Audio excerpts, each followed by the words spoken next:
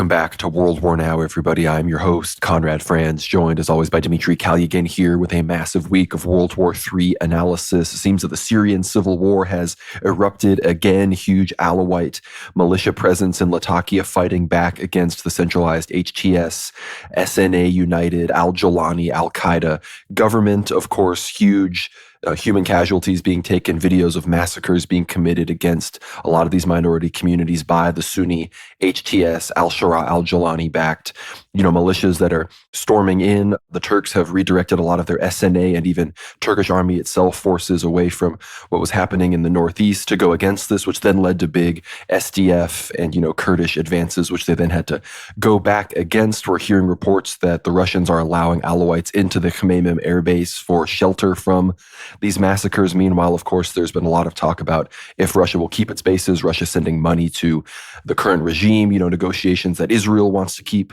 Russian bases there to go against Turkey. So we're going to be breaking down all of that, as well as, of course, huge Israeli strikes on Lebanon, huge Israeli advancements into southern Syria as they continue to ally with these Druze militias against, again, the centralized government. So potential Syrian balkanization is very much in the air right now. Huge updates regarding the Gaza ceasefire, huge Israeli escalations in the West Bank, as well as talks from Trump and the Israelis about Iranian nuclearization. And unfortunately, it seems that Trump is on the brink of fully approving Israeli strikes on Iran's nuclear capabilities. So we're going to be discussing all of that, as well as, of course, the situation in Russia, Ukraine, as negotiations and the talk of negotiations continues. The battle between the EU and the US continues to escalate as sort of the fallout from the huge kerfuffle between Trump and Zelensky, which in my show last week with GSP and Isaac, we recorded that right before the whole Zelensky-Trump explosion. So we may talk about that a little bit. And of course, how it is leading to a potential total reshuffle with the EU and NATO. Elon Musk and other U.S. officials are talking about the U.S. leaving NATO. The EU is talking about fully militarizing, starting an EU military with Turkey coming in. So we're going to be talking all about that, as well as the future of Riyadh negotiations between Ukraine and Russia, Trump meeting with Timoshenko and the potential future for regime change amidst Zelensky, as well as, of course, major frontline updates in Kursk, Donetsk, Zaporozhye, Kharkov, Kherson, all sorts of other places. We're obviously also going to get into the situation with Georgescu as the Romanian court prepares to decide on if he can run for re-election, or rather election for the first time. We're going to be talking about Dodik in Serbia, the escalations in the Congo with M23, some situations with China, as well as, of course, some church news like we always do. So it's going to be a massive week of World War III analysis here. Dimitri, how are you doing? Doing amazing, Conrad, and I hope you're doing well yourself. I know there's been a lot of news that, frankly, we really haven't had a chance to cover last week, but I know GSP and Isaac have helped out and assisted us in sort of speaking about some of the big news stories. But this week, things have escalated, frankly. And that's surprising, because you would have thought maybe Trump's diplomacy and his administration being involved in all the machinations regarding, Eastern Europe, Ukraine, Russia, and the Middle East would have perhaps deterred some of these major actors who've been pushing the world towards the Third World War. But in fact, it hasn't. And I think Syria, the main theater, which we're looking at today, firstly on this episode, it's the best example of that. Frankly, first and foremost, we've had Israel airstrikes on areas near Damascus, and in particular, just north of Lebanon at the port of Tartus. And Israel, again, including Prime Minister Netanyahu, personally have stated that they're bombing Syrian land. For what reason? Because it's Hezbollah has weapon caches and arms depots. And also they're saying that they are demilitarizing HTS sites that could be a threat to Israel. Mind you, the port of Tartus, Tartus is a large city. It's about 450,000 people in population. It's not a small Pokrovsk or Toretsk, right? Like we've seen in Eastern Europe, Ukraine. This is a large, very populated city, not as big as Aleppo, but still, Israel is seeking to demilitarize these Syrian territories. And Israel has sought to essentially label the new HTS-led government of al-Jolani, al-Shara, whatever he wants to call himself these days, as somewhat terroristic and, in fact, radical Sunni. So notice that Israel has, of course, assisted in, of course, its bombardment of the Dr. al-Assad's government, has assisted in allowing these rebels to come to power. And now it has turned on the rebels, destroyed all of their military, naval, and air force infrastructure, and now is destroying some of these key weapon depots and cache sites. In particular, they've destroyed near Damascus an anti-air defense unit, which at one point was belonging to the Bashar al-Assad government, and now, of course, was under the control of HTS. So it's interesting how Israel is continuing to fight towards removing this Syrian Syrian presence as an entity in the Middle East, essentially creating this desert no man's land right in the center between these major, essentially Arab, Shia, and Sunni powers. A land which will pose no threat to Israel into the future. Essentially, what the US did on behalf of Israel to Iraq, turning it into a wasteland. So this is exactly what's happening in Syria. And I think the greater division of Syria, in fact, you can't blame the Alawites and I would say even the moderate Sunnis in the west, near Latakia, Nikh, Maymim, the airbase that Russia still has there in the port of Tartus, because Latakia also, its population is 700,000 people. These are big cities. You can't really blame them for trying to fight back against the radical Salafi Wahhabis of al-Jolani. And the fact that the civil war very well and truly continues on, Conrad, because in fact, these people they're facing essentially extinction. They're facing religious oppression, especially if they're Shias, especially if they're Alawites. And we're seeing this, very clearly in some of the footage that's being released over the last week.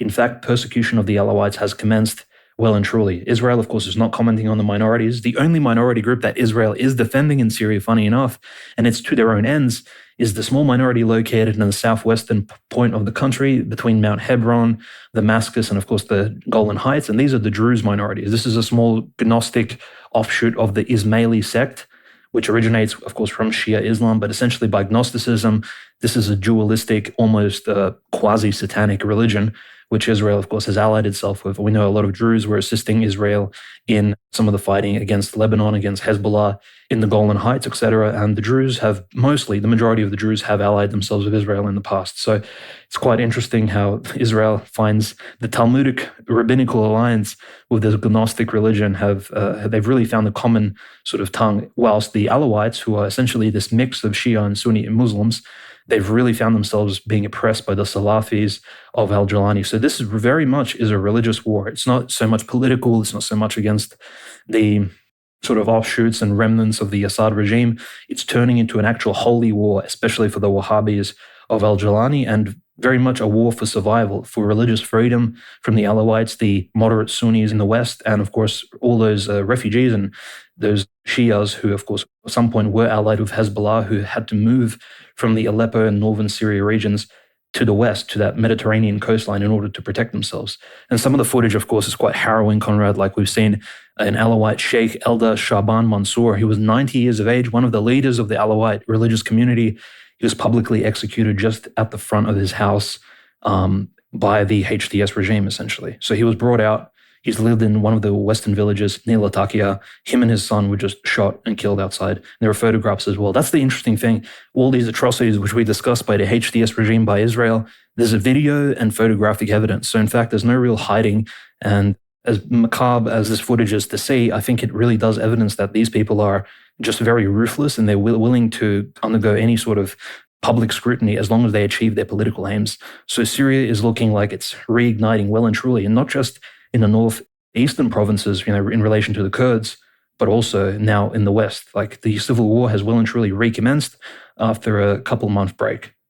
Yeah, as far as the oppression by these Sunni jihadists go, there was some video of some German retard that converted to Islam that was in Syria he was Sunni, talking about how, unlike the Jews and the Christians where we can extract jizya from, as these sort of pre-Muslim people of the book, the Alawites and some of these others as apostates, heretics that supposedly developed and schismed away after being Muslim, they have to be killed. They can't be subjugated and taxed. They just have to be executed. And we're seeing videos of children. I've seen videos of Alawite children being executed at point blank range, videos of people being dragged on the backs of vehicles, all sorts of horrible, horrible nonsense. And again, Israel is now getting all scared, acting, that this regime is bad and everything. You guys were the ones that helped prop this up, you idiots. And the same thing for everybody else in the Western world that always talked about how terrible Assad was and continued the pressure campaign and, basically kept the Syrian civil war going to the point where it results in this. But these Alawite militias, mostly the Coastal Shield Brigade, which was established on the 6th of February in 2025 by a former member of the 25th Special Forces of the Republican Guard of the Syrian Arab Army, Muqdad Fatia. And I believe it said that he was underneath Mahar al-Assad, Assad's brother, who is also supposedly in Russia right now with Bashar. And Putin recently came out with a whole thing saying that he had no plans on meeting with Bashar al-Assad. And This starts to raise more questions as to, did Assad perhaps know about this potential uprising? Obviously, this was planned for a very long time. And the real question then becomes not just did he know about it, but what is the goal for the people on the ground? And it appears likely, I think the goal is to continue to show that the Damascus regime right now under al-Shara, al-Jolani, isn't viable, and perhaps even to generate support from people like Russia, Israel, Iran, even to support what would eventually become a Balkanized Syria with a Alawite region in Latakia, a sort of southern Druze region that would ultimately, unfortunately, come under the control of Israel, perhaps a Kurdish region that would border Iraqi Kurdistan, and then the rest of it would be this sort of Sunni state. But, speaking of the Druze, this is in the Times of Israel. The headline, Netanyahu and Katz direct IDF to prepare to defend Syrian Druze suburb of Damascus. Instructions come as new Syrian government authorities clash with local Druze gunmen in Jaramana, just outside the capital. So if people didn't realize this, not only is Israel obviously deep in the Al-Quneitra region and are raising their flags in all of these Druze villages, they're literally in the Damascus suburbs. There are Israelis in the Damascus suburbs helping these Druze, these pagan Muslim heretics, I guess as the Muslims would call it. And they're making all these statements like, we will not allow extreme Islamic regimes in Syria to harm the Druze. If the regime harms the Druze, it will be struck by us. We are committed to our Druze brothers in Israel to do everything to prevent harm to their Druze brothers in Syria. We will take all the steps required to maintain their safety. And again, this is all just a pretext for greater Israel. The Jews do not actually care about any of these people. I think they're very chill with the Druze because of their much less anti-Jewish, anti-Talmudic sort of theology, as it were. But we can't ever fall for the idea that, Israel has any kind of humanitarian aims when it comes to occupying these territories to protect these people. It's all towards, a very similar end. But of course, as I said earlier, the Russians supposedly had sent a large cash infusion to the HTS al-Jolani regime and have been, kind of conducting high-level diplomacy with them. And again, the meme sort of being that Israel wants Russia to maintain its Latakia and Tartus bases as a sort of repellent to Turkey. And as Turkey continues its fight against the SDF and the female Kurdish regimes, and even strikes in Iraq and Syria against the PKK, despite the recent, deals with Öcalan and the PKK leaders to supposedly put down their arms and for there to be a ceasefire, it seems that Turkey is very much trying to, get all of its eggs in order, as there are a lot of, they're clearly trying to get involved in Ukraine, which we're going to talk about in a little bit. But it's clear that this region right now is becoming, Syria is, I don't know if it's going to survive as a united state at this point, because, there's so much of this craziness going on. This is from the AP, for example, as far as some of the specific details go. On Thursday and Friday, gunmen loyal to the new government stormed the villages of Shir, Muqtariya, and Haifa near the coast, killing 69 men but harming no women, according to the observatory. They killed every man they encountered, said observatory chief Rami Abdurram. Beirut-based Al Mayadeen TV also reported the attacks on the three villages, saying that more than 30 men were killed in the village of Muqartieh alone. Another 60 people were killed in the town of Banias, including women and children, the observatory says. So these are all coastal cities, in the Latakia region, Latakia, the city itself being farther north, Tartus, down in the south. And these towns at this point are largely under the control of these Assad loyalists, and we are seeing certain towns, HTS is going in there. Who knows, by the time you're listening to this, there's a chance this rebellion may have been put down, or if it's still ongoing, it actually will have gained some steam and they might have actually gotten some footholds and will maybe even be able to have some negotiating power to secure perhaps some sort of Alawite state or some sort of general federalization of Syria to where, again, these Sunni militias aren't able to, keep terrorizing people. But obviously these cash shipments from Russia, Syria's cash their currency had been being printed in Russia for a long time, so Russia still does have some leverage here. But in general, unfortunately, it seems that the reality of the Russia-Turkish clash coming about in a way that would ultimately benefit Israel, again, Russia and Turkey, they're not clashing in a way that the prophecies have predicted yet, but, the chessboard continues to get set up for that reality to become more and more likely. And of course, we're going to get into the situation in Gaza and the West Bank and with the potential strikes on Iran. But as the dominoes continue to fall towards the Russo-Turkish conflict, the reality that I predicted many times at this point is manifesting, that unfortunately, that alignment is kind of being gamed right now to benefit Israel. And again, we've always said that Israel and Turkey are crypto allies, not even including the Azerbaijan factor. Turkish shipments of energy to Israel have continued, but it's more so that Israel is becoming wary of this growing Arab street that Cam and McGregor talked about. And again, I know Turks aren't Arabs, but between what's going on in Egypt and Saudi Arabia now, being the place of negotiation between Russia and the US, Qatar obviously having benefited immensely from the fall of Assad and are propping up the al-Shara regime. They're growing wary of potential Sunni collaboration with Hamas and people in the West Bank that could threaten Israel. And I do believe, obviously, the Israelis are going to pretend to be more afraid of this group than they really are, to perhaps bait more of the anti-Israel Sunni world into supporting that, because fundamentally, I still don't think they're as threatened by this development as they are the actual Iranian-backed axis of resistance, especially if Russia and China are explicitly backing that same resistance, with the potential of Egypt, of course, turning away. And we know that the expulsion of the Palestinians into the Sinai Peninsula could lead to a potential sort of regime change situation in Egypt, or just general unrest there, to the point where even the al-Sisi government would have to do something against Israel. But before we discuss, of course, the Lebanon situation, as well as the failed ceasefire in Gaza and the whole intelligence sharing situation, as the U.S. attempted to speak to Hamas and Israel basically sabotaged that, and the West Bank, of course, we got to finish up what's going on in Syria, because I'm sure you have some thoughts, Dimitri, on what the Russians exactly are going to do, how they're trying to game this out. Because as far as I can tell, the Russians don't know what to do. They don't know who to side with, whether it's the sort of growing Arab street, or to perhaps somehow side with Israel, or, to kind of play both sides with their ally Iran. I think it's becoming a very confusing situation for the Russians, as obviously their main focus is Ukraine.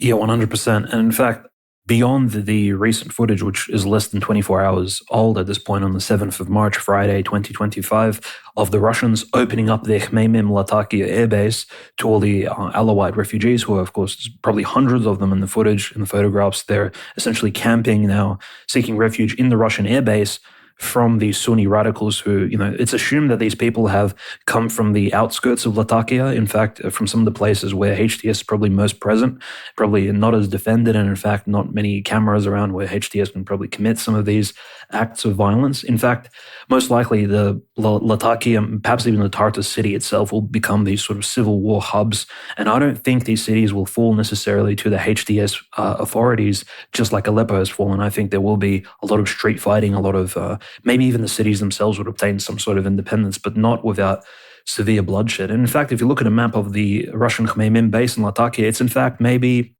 at least a kilometer away from the coast. So in fact, it doesn't really there's no straight adjacency and proximity to the Latakia port, and that's quite concerning, which means that HTS theoretically could surround the entire Khmeimim base. It is quite big, because you do have those heavyweight Ilyushin transportation planes. You had literal Boeings from Boeing Iranian planes landing there earlier, a few years ago, of course, when Iran was collaborating with Russia and the Syrian government. So it's quite a big airbase, lots of helicopters and lots of other equipment, which at the moment is essentially a military secret, exactly what Russia has there, because satellite footage is quite rare. But it is concerning that, in fact, if HTS do take the city of Latakia, that Khmeimim base will be surrounded. And in fact, you will maybe have like a Benghazi US embassy situation, like what happened in Libya, right? We remember that crazy, Hillary Clinton's decision to massacre the leftover American commandos. It's an interesting sort of story, and an entire movie was made about it. So the Russians, I think, will hold Khmeimim for a long time, and they are patrolling the outskirts of the base itself, but it is concerning as to what will happen if these radical Sunnis do gain an upper hand. And it is heartwarming to see the Russians actually protecting these Alawite refugees. Again, somewhat concerning. You don't know who is amongst these refugees. They're all Syrian ethnically. They all look the same physiognomy-wise. And who knows, like HTS have used suicide bombs in the past, Conrad. We do understand this. There is a certain sect amongst Sunni Muslims, in particular Al-Qaeda, etc., who they do condone this sort of martyrdom suicide bombing. So as to who exactly the Russians let into these bases, I'm sure they don't have like the metal detectors and all these security measures when they open the gates of the base. There's a potential for some serious black swan events, and probably, God forbid, some sort of tragedies taking place there in particular. So there's huge security concerns. But it's good that the Russians actually have opened up the bases there. The only concern, I think, for the Russians at this point is exactly, yeah, you're right. How exactly do they conduct themselves? Israel is bombing areas adjacent to their bases. The Russians are not commenting at all. Lavrentiev, the Russian sort of leader of the civil administration of Syria, the Russian forces there, has been completely silent. Russian media has not spoken about Syria in about a few weeks at this point. And the only Russian interaction we've seen with the Syrian government is not that of criticism, and is fact of coordination and collaboration. They're saying, well, Putin spoke to al-Shara a few weeks ago. We covered that. We don't really know what the details of that conversation were. Most likely, al-Jolani, al-Shara himself spoke with Putin through a translator, naturally through Arabic over the phone. But we understand that Russia is at least proposing several new, beyond, of course, just raw cash payments and the shipment of grain. Russia is proposing a new construction of a Tartus port, so a renovation of the Tartus port for the new Syrian government.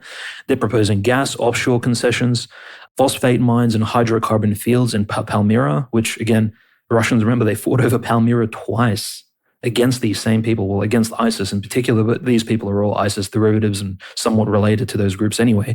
And the construction of a fertilizer plant in Homs, which, again, the HTS rebels took in a very short time, very concerning. Again, a huge loss for Russia, I would say. But Russia is essentially asking and proposing all these concessions, and the one thing they're not answering in one of the respects is al-Jolani's request to have the Assad family extradited to face Sharia justice in Syria, which I think would be a tragedy if that ever happens. I think that would be a huge strike to both Russian reputation and the reputation of, any civilized country. And we do know, very openly, that the Islamic Council of Syria has announced that all Muslims should go to mosques, especially now that Ramadan has commenced. And, it's great Lent for Christians, but for the Muslims, it's Ramadan, and they're supposed to pray for victory of the al-Jolani government over, and for Allah's mercy to be upon the al-Jolani government in order for them to defeat the remnants of Assad's government, who they're believing, so it's the remnants of the Assad regime who are the culprits of everything bad happening in Syria. And this is despite the fact that there is literally Kurdish shenanigans happening in the northwest. There is Turkish ongoing in the Idlib province. There's some sort of literal Turkish intervention there, like Turkish troops are stationed on Syrian sovereign soil. And there's, again, the presence of Israel. But Israel is not being critiqued at all. And throughout all of this, Conrad, the most bizarre thing, of course, I think, was al-Shara al-Jolani's visit to Cairo for this Arab summit. And MBS was not there. Now, we know the Saudis and al-Jolani are friends in any case. And of course, Sheikh Mohammed of the United Arab Emirates was also not present at the Cairo summit, but King Abdullah II of Jordan was there. So a lot of Arab leaders, except for the big two, sort of the ATM machines of the Arab world, right? The Sheikh of the United Arab Emirates and the Crown Prince of Saudi Arabia, these two oil giants. And that's most likely due to the fact that they're not willing to make any sort of monetary guarantees now that the world is somewhat leaning towards a recession, despite all the Trump innovations and sort of pushes for a great economic revival of America, which will impact the entire world. And also the fact that the price of oil has dropped to, on average, $70 American a barrel, which, again, causes these rich Arab countries to economically kind of tighten their belts. So it'll be very interesting exactly how the HTS government, which is at this point has noted its neutrality towards Israel, despite the fact that Israel is openly attacking them, and the Russian complete confusion by Russia. One of the biggest moments in diplomacy, Conrad, and I think it's worth mentioning, is that just 4 or 5 days ago, Russia has officially invited the officials from Israel, not Netanyahu personally, but at least there's a hypothetical chance that Netanyahu will visit Moscow for the 9th of May parade. And they're claiming this is important because 500,000 plus Jews participated in the Second World War and sort of fighting back against the Third Reich's invasion in 1941, etc. And so Israel, of course, which didn't exist during the time of the Second World War, still is a participating country and has assisted in the Soviet Union's defense against the Nazis. So very interesting that Israel will be attending. And again, no commentary about Netanyahu's escalation of affairs in the Middle East, the fact that he's undermined Russian interests in Syria, the fact that he's massacred Christians and has hit Orthodox churches, killed Christians in Lebanon as well as the Palestinian lands.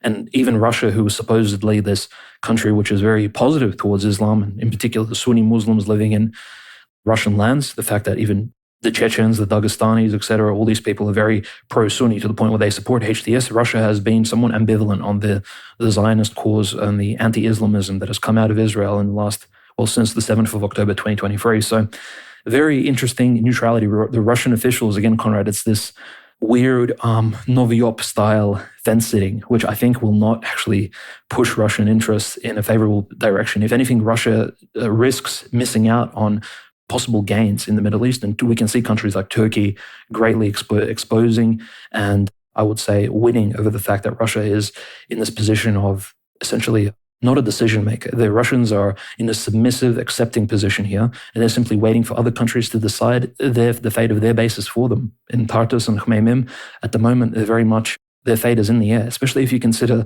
that a lot of the anti-air defense missiles have in fact been shipped back home to Russia or to northern Libya. So it's very concerning. These bases are being weakened, and at the same time, there's a somewhat of an emerging civil war in those western provinces of Syria. So very concerning, and it'll be very telling if Russia simply abandons these bases as HTS and the Salafi and the Wahhabis of al-Jolani move in. I think this will be another strike to Russian international relations reputation, to Russian people generally, but in particular to the regime of Vladimir Putin and United Russia, because it'll be a real slap in the face and perhaps one of the greatest losses that Russia will suffer, despite the fact that, well, probably since we began this podcast, right, when Surovikin came to authority and when the Ukrainians began taking back territory from the Russians, they took back Kherson, Izum, etc., and pushed the Russians back in that huge counteroffensive in late 2022. So it's one of the great Russian questions: what shall we do? And I think the correct position would be to take a leading stance on assisting, for example, Mahmoud Abbas in Palestine, in particular because you mentioned, Conrad, the expulsion of the Gazans. This is key because Mahmoud Abbas just 2 days ago spoke out against Trump's plan of essentially sending all the Gazans to the Sinai Peninsula or to various European countries. He said that if Trump moves into Gaza and that causes any sort of expulsion of native Palestinians who actually, this is their home in Gaza, Mahmoud Abbas and the Palestinian Authority will cut all ties with America, which I think is a strong statement considering Mahmoud Abbas, in fact, will be present on the 9th of May.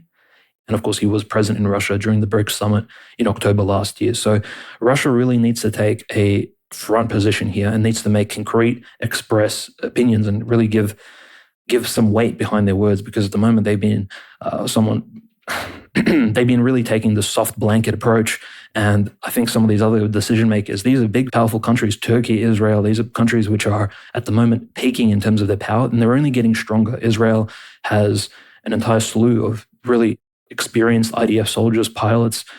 Russia does too, but Turkey is also building up its navy, and Russia needs to show strength in this particular area of the world before it gets completely pushed out, and in fact, Russian influence will be reduced down to zero. Besides, of course, the Russian holy sites which may be held hostage again in the Holy Land, which, again, Lord forbid, but this is an ever-present concern in those holy places of the Middle East. No, it's very true. And you talk about the parade situation inviting Israel. I think that's at least appropriate because we know at least, the Soviet Union, they fought that war on behalf of Jews, right? That makes sense. But then you talk about how they invite the Japanese to this. And then we start to wonder what is this? Like, what is the point of this parade? The Japanese, you fought against them in the Second World War as the Soviet Union. So what is this Victory Day? What victory are we talking about? Because again, if I'm ready to move on from the World War II mythology as well, but even in its boomerism, it doesn't have any cohesion or, sense to it at all. But you talk obviously about Turkey being this kind of major rising force that the Russians are going to have to confront. And obviously those listening to this show know that that's no new take from us. But one thing that is interesting though is how the current battle that obviously the Turks are being called to fight against these, Alawite militias. There's been a lot of rumors that there are Iranian fighters as well as Hezbollah affiliated fighters within these Coastal Shield, Latakian, Assadist militias.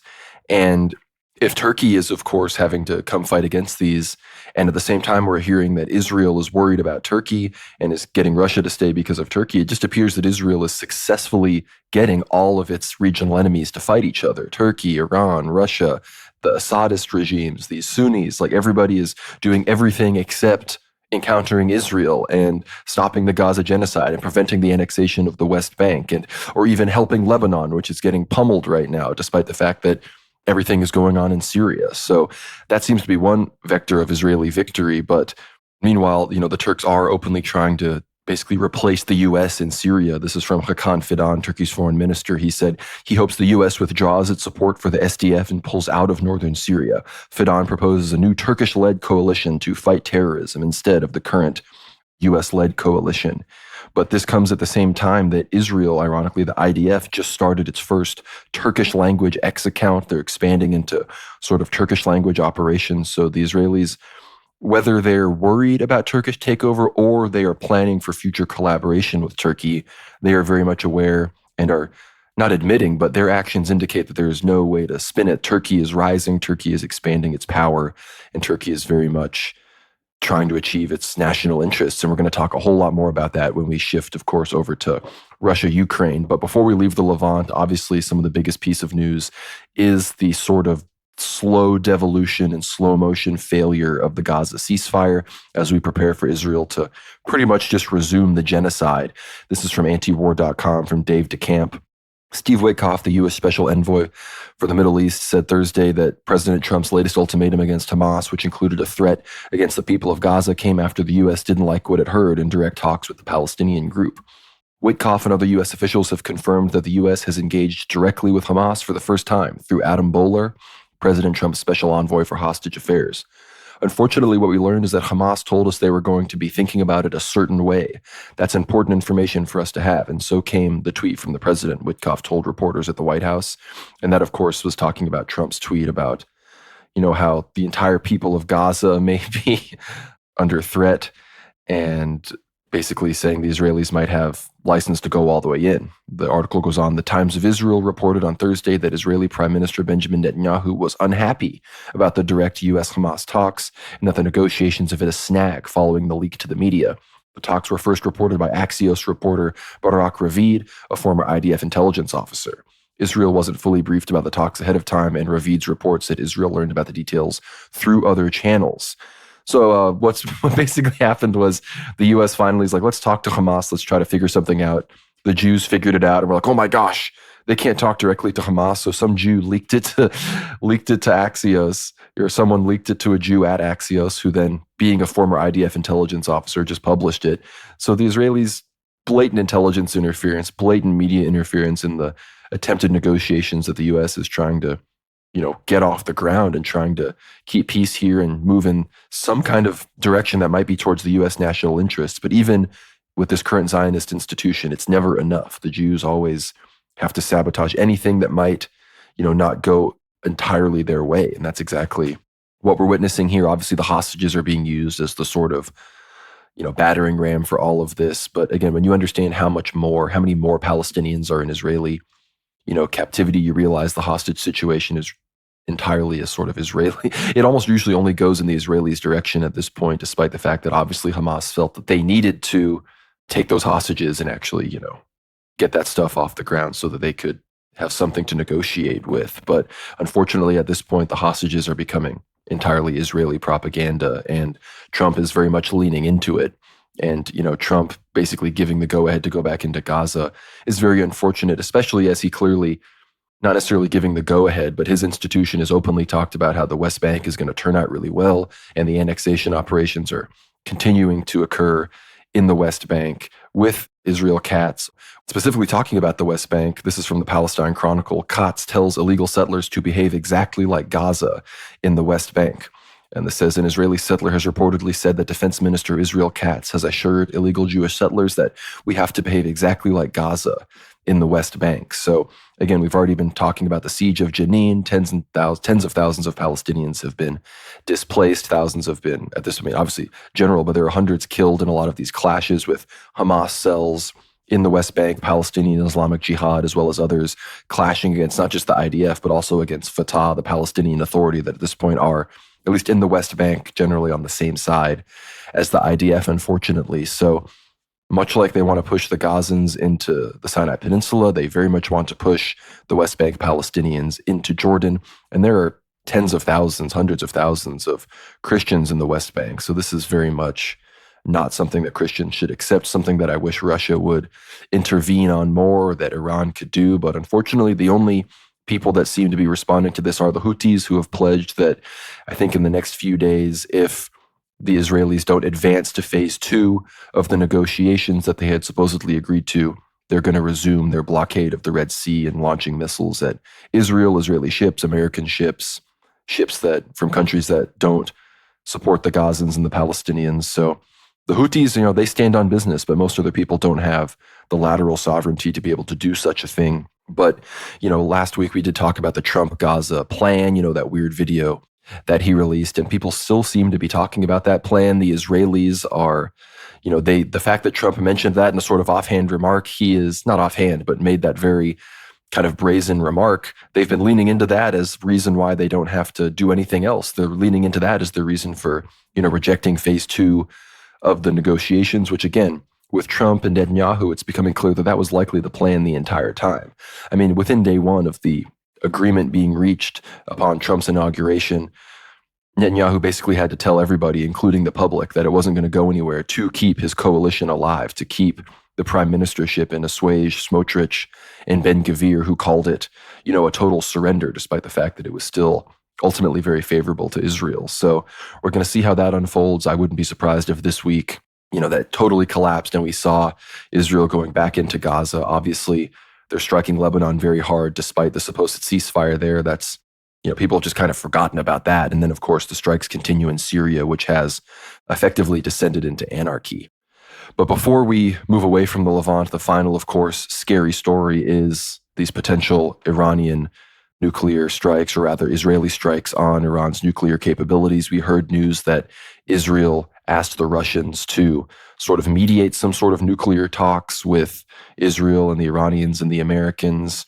We know that Trump is openly discussing denuclearization in general with China and Russia and everybody, saying we all need to get rid of our nukes. But his big thing in the midst of all of those comments is Iran can never be allowed to have a nuclear weapon, which, again, all this is very interesting. We know that most of Iranian society mostly just wants nuclear energy. Obviously, the more hardline people within the IRGC want nuclear weapons, but the Ayatollah himself, Khamenei, who, is sort of the Pope of Twelver Shia Islam, he has the opportunity to lift the fatwa that exists on nuclear weapons. Like, Twelverism doesn't even allow for nuclear weapons, and until the supreme leader sort of says, no, these are allowed, then, that's when they're allowed to be used, which I don't know how serious that is. I don't know if that's sort of a bluff, but the big fear is that sometime this week, with everything going on, how it is in Gaza, everything going on in Lebanon, with the ongoing development of Iran's nuclear capabilities and the sort of order from Khamenei to Pezeshkian that right now we don't need to negotiate, or actually can't even negotiate with the Americans due to sort of past issues. Right now, there seems to be a lot of talk in the air about Israel striking Iran and them having Trump's support. And Trump is even openly talking about how if they don't stand down from their nuclear quest, that we might have to go in on the ground militarily. Like, he openly said that. So we're getting close to, I don't want to say 0 hour here or do any kind of nuclear fear mongering, but as much as we've been talking about it for many months, especially since the fall of Syria, I think we are closer to these potential strikes than ever before, which, again, I know the prophecies talk about this. It's been kind of a long time coming, but again, it's sort of like watching a slow motion train crash. We kind of understand how it's going to end up and how ugly it's going to be, but there's almost nothing we can do to stop it. And that's how it feels with this slow collision course that not just Russia and Turkey are on, but also the United States and Iran because of Israel. Yeah, absolutely. And the Russian guarantees for peace between Iran and the US, I think, are falling on deaf ears. The foreign deputy minister of course, Lavrov's right-hand man, Sergei Rybakov, he, of course, gave guarantees. He said the Russians will actually be overseeing the Iranian nuclear programs for Iranian nuclear energy, and none of this uranium will go towards the construction of any weapons. Whilst he's saying that, of course, Shoigu and other Russian officials, they travel to Iran every now and then, and they, of course, there's already a guarantee that the Russians are visiting these underground Iranian bases and they're providing Iran with long-range missile delivery systems, right? So maybe something similar to the Oreshnik, which we saw implemented in Russia, but perhaps even like downgraded versions of that. And of course, we know with nuclear weapons in the modern particular warfare scheme, it's just about how quickly you can deliver the weapons, not so much the radius and the size of the explosion itself, which is really important because otherwise they'll be completely overturned and any of these attacks will hold no weight, which is why not many countries take Pakistan very seriously, because the weapon delivery system of Pakistan, despite the fact that particular Sunni country has nuclear weapons, it's very much put to question as to what can they really do. And whilst all of this is going on, Israel strikes at Iran's closest ally, Hezbollah, in south of the Litani River. They're still holding the Labuneh post. This is on the coast of the eastern Mediterranean, in southern Lebanon, south of the Litani River, all the way east to the Tel Hamanez post, which essentially is where Lebanon meets Syria near Mount Hermon. So again, the Israelis are still holding these positions. And just over the last week, in fact, just the last few days, Israel has bombed Lebanon 30 plus times. In fact, I think it was just yesterday, there were 30 bombs dropped on Lebanese alleged Hezbollah arms caches and arms depots. It's a similar story to the Syrian situation. The Israelis are claiming that they're bombing Hezbollah bases, that it's too dangerous to actually send their personnel in from the IDF into these places, so they need to bomb them from the air. And as we know, there's always additional collateral damage, which the Israelis officially proclaim that, this is just the reality of warfare. This is just what needs to happen, right? The collateral damage, again, wins on the moralization factor, and the Lebanese people living in southern Lebanon are migrating north. They're leaving their native lands, and Israel potentially could move into the future, just like they did in southwestern Syria. It's the same sort of pattern. And of course, they don't like to reinvent the wheel. They simply behave in a very systemic fashion, which unfortunately Russia hasn't been doing, but Israel certainly has. And that's the main concern, Conrad, is this letter of Trump to Khamenei, the grand leader of Iran, the fact that he rejected Trump's letter. He's saying that, look, we won't be pressured into any of our nuclear program negotiations by the US by this sort of hard stance. We're going to continue working with Russia. And the main question that arises is, how far will Russia go in protecting, in arming Iran, and in sort of guaranteeing Iran's safety from US and all these other predators, in particular the Gulf Arab states, which see Shia Iran as a competitor, and of course, one of the potential leaders of the Muslim world, as well as Israel, because Russia's ambiguous relationship with Israel at the moment is concerning not just with Syria, in Palestine, in Lebanon, but also naturally with Iran. It answers really no particular questions. And in fact, Israel hasn't actually sanctioned Russia at all. And when it has assisted Ukraine, it's done so somewhat piecemeal. It hasn't really committed towards assisting Zelensky in any particular fashion. So it's quite concerning. Russia sees this as a good faith action by Netanyahu and by his government, and Russia perhaps will be left between a rock and a hard place. Will it support its so-called ally Israel and its new fresh relationship with Trump, and who has, frankly spoken fairly positively about Vladimir Putin, calling him a competent leader, etc.? Or will it support its long-standing ally that has actually assisted it in the Ukrainian war with the Shahid drones, with military clothing, etc., and all kinds of other equipment throughout the entire Ukrainian war, which is now ongoing for more than 3 years and it's literally going on as long as the First World War at this point. So very concerning, and we just hope that Russia makes the right decision when this international coalition forms. As you said, Conrad, it's walking a fine line on the edge of a knife, literally, and the sharp point of the knife is pointed towards Iran. The knife is being wielded by this Sunni Zionist evangelical coalition, which unfortunately I think will strike at Iran at the first given opportunity. So if Russia drops the ball may actually fall and really hurt this particular alliance which has been made. Of course, the North Korea, Iran, Russia alliance, the alliance of rejects, the rejects of the global community who are all sanctioned by 30,000 plus sanctions each, and who are now fighting for a new international order, something outside of the UN Security Council, something fresh, something new. And so it is really concerning. Russia's position on Iran needs to be strong, needs to remain stronger than Russia's position was on Syria. And the Syria precedent, I think, is one which haunts the Iranians. They saw what Russia did there. They saw the failure of the Syrian civil war, and they hope that Russia will perhaps be a bit more stalwart in defending their particular national interests. So we'll keep watching the international relations as they develop in that East and Middle East zone, because I think it'll definitely flow into those major events that the clairvoyant saints and elders have been speaking about to us. I think you're exactly right. I think the Iranians saw that Russia basically was willing to make a deal with the Turks, the Qataris, and potentially the Israelis regarding Syria. And then their fear is that, are they just going to listen to their old Jewish friends, the Israelis? I mean, the Iranians know how many Jews are in Russia. The Iranians know the Soviet role in the creation of the Zionist entity. So they're wondering if the same thing is going to happen to them. But before we discuss the sort of ongoing negotiations, I'm going to hand it over to you, Dimitri, to obviously discuss the frontline situation in Ukraine before we talk about the potential future Riyadh negotiations, all of these sorts of things. But you talked about Russia as this sort of, with Iran and North Korea. Ironically enough, until very recently, Russia was this big pariah state. But now it seems suddenly the Russians are everybody's friends.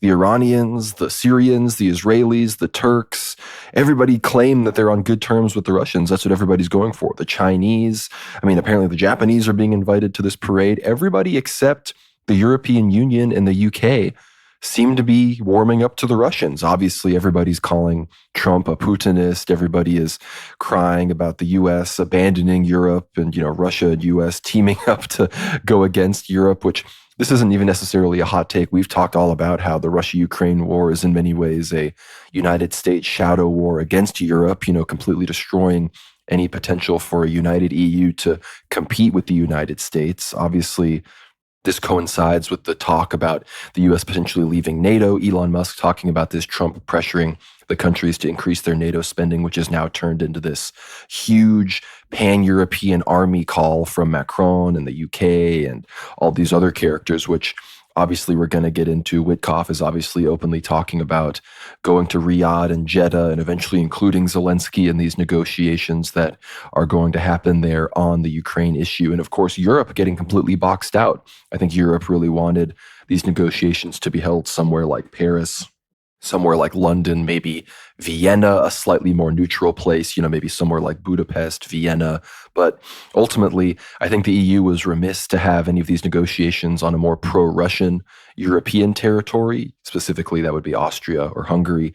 And so because of that, I think, were behind the scenes probably insisting on somewhere the Russians had no interest in going. And next thing you know, the United States got involved, who are, of course, the real power players behind Ukraine. And now it's happening in Saudi Arabia, a real multipolar moment. But before we discuss all of the consequences of that, the Saudis, the Turks and their big comments recently on the Ukraine situation and how they're trying to weasel their way into the European Union, into this new European army security framework. Dimitri, I'm going to ask that you enlighten us on what is actually going on in Russia, because of course Russia is not just making big gains, but they're increasing their missile strikes. Supposedly the US has stopped a lot of its intelligence sharing with the Ukrainians, so perhaps some of these missile strikes are going to start being much more effective. We're also hearing that the Kursk situation is on the brink of being entirely wrapped up. So let us know the situation on the battlefield so then we can more properly assess the diplomatic escalations right now. Yeah, of course. And on the Russian front lines, of course, the progress around Pokrovsk is still ongoing. Very heavy fighting. It's almost like the city itself hasn't really been engaged yet, but the outskirts on the western and the eastern side, as the Russians begin their surround, are of course incredibly heavy. The villages are completely destroyed. Lots of refugees actually going to Pokrovsk itself, and that's concerning because the city itself may be turned into a new Bakhmut, a new Avdiivka very soon, just any week now, as the Russians maybe make their final push towards the city. But I think at least trying to surround Pokrovsk as opposed to going into the city head on is probably the correct approach. Maybe saving lives, infrastructure, a lot of the churches and monasteries located there. I mean, the buildings don't matter as more than, of course, the lives of the humans and innocents there. But at the same time, we've seen the Russian approach be a little bit one-sided, at least how they've approached siegecraft in recent years. I mean, it's quite somewhat questionable. But in relation to Russian humanitarian warfare, exactly how they conduct themselves, we've seen great progress in the Sumskaya Oblast. So Russia, as we've said before, the Sumy Oblast of Ukraine, it's just on the other side of Kursk. And in fact, the Bryansk Oblast located right nearby. It's a very deep forested area adjacent to the famous Ukrainian Belarusian swamps in the west, which of course these swamps cause this division, which is why when any country invades Russia from the west, they need to advance at Russia through two particular sides. They kind of have to bypass the swampy areas. But as they get to the Sumskaya Oblast, the forests are very deep. You can't really get any vehicles through them. You can't sort of cut down the forest itself. You can't burn it. It's not like the Israelis who use phosphorus, white phosphorus, to burn the bushes south of the Litani River to advance. And so these forested areas, Russians are advancing on the small villages on the outskirts in an attempt to cut off the Ukrainians through the main road, which leads from the Ukrainian city of Sumy to the Russian-occupied village of, I guess more than a village, it's a town of Sudzha. And the Russians are making very steady advancements. Again, not as quickly as the Ukrainian blitzkrieg, which took so much of Kursk territory. And in fact, when the Ukrainians did do this, there was a lot of marauding, a lot of rape and pillage that they've conducted, and a lot of hostage taking, and lots of innocent Russians were killed in that particular event. The Russians are, of course, conducting themselves in a very Christian fashion, taking the villages step by step in a very methodical type, and it's a real difference. You can see how the Russians conduct themselves, most likely with, of course, support from their spiritual fathers and actual priests who are present in the military, unlike from Ukraine, who doesn't really allow any Orthodox Christian priests to be present amongst their troops. So it's quite promising. And the long-range bombardments, they were in fact mentioned by Trump in his Truth Social post when he said that the Ukrainians were being bombed very heavily by Russia in the last week, and Trump has again taken a very harsh stance. He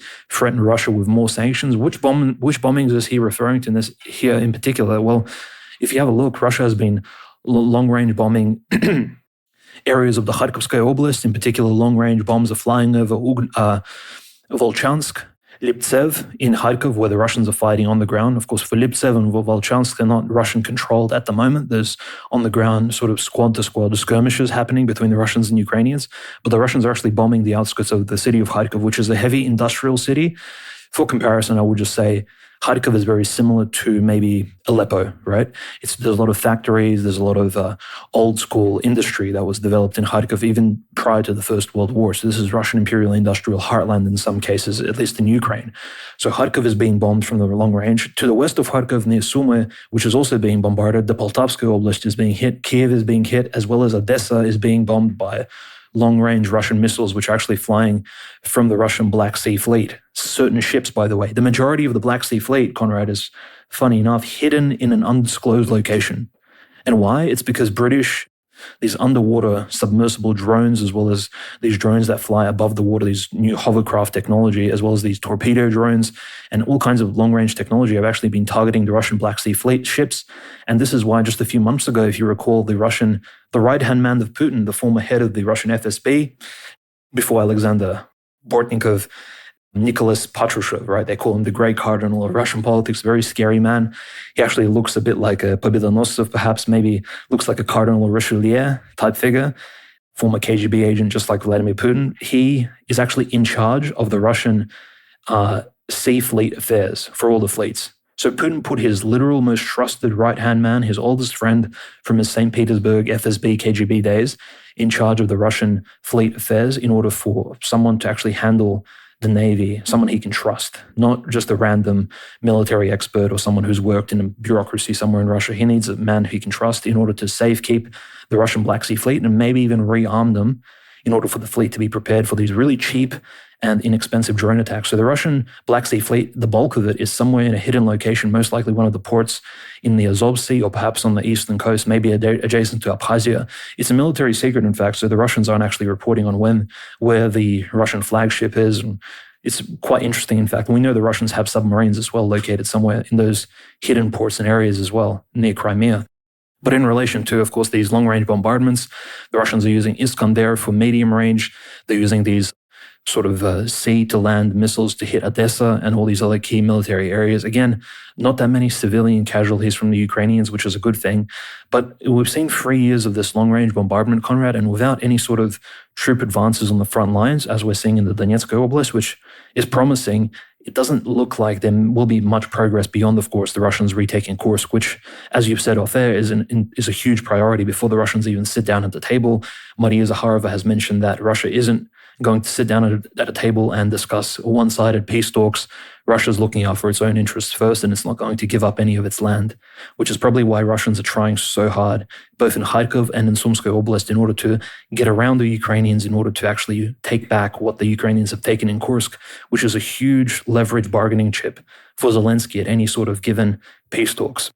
Now, as we're discussing this, the former head of the Ukrainian military, literally the commander-in-chief, Valery Zaluzhny, actually gave a speech after a liturgy in an Eastern Rite Roman Catholic cathedral in London. And he, of course, is the Ukrainian ambassador to the UK. And in fact, in the speech, he actually said that the Ukrainians should continue fighting. They didn't start the fight, didn't start the SMO, the war. Ukrainians need to keep fighting. So we see this particular figure, perhaps in the future, an oppositionary figure to Zelensky, saying that the war needs to continue.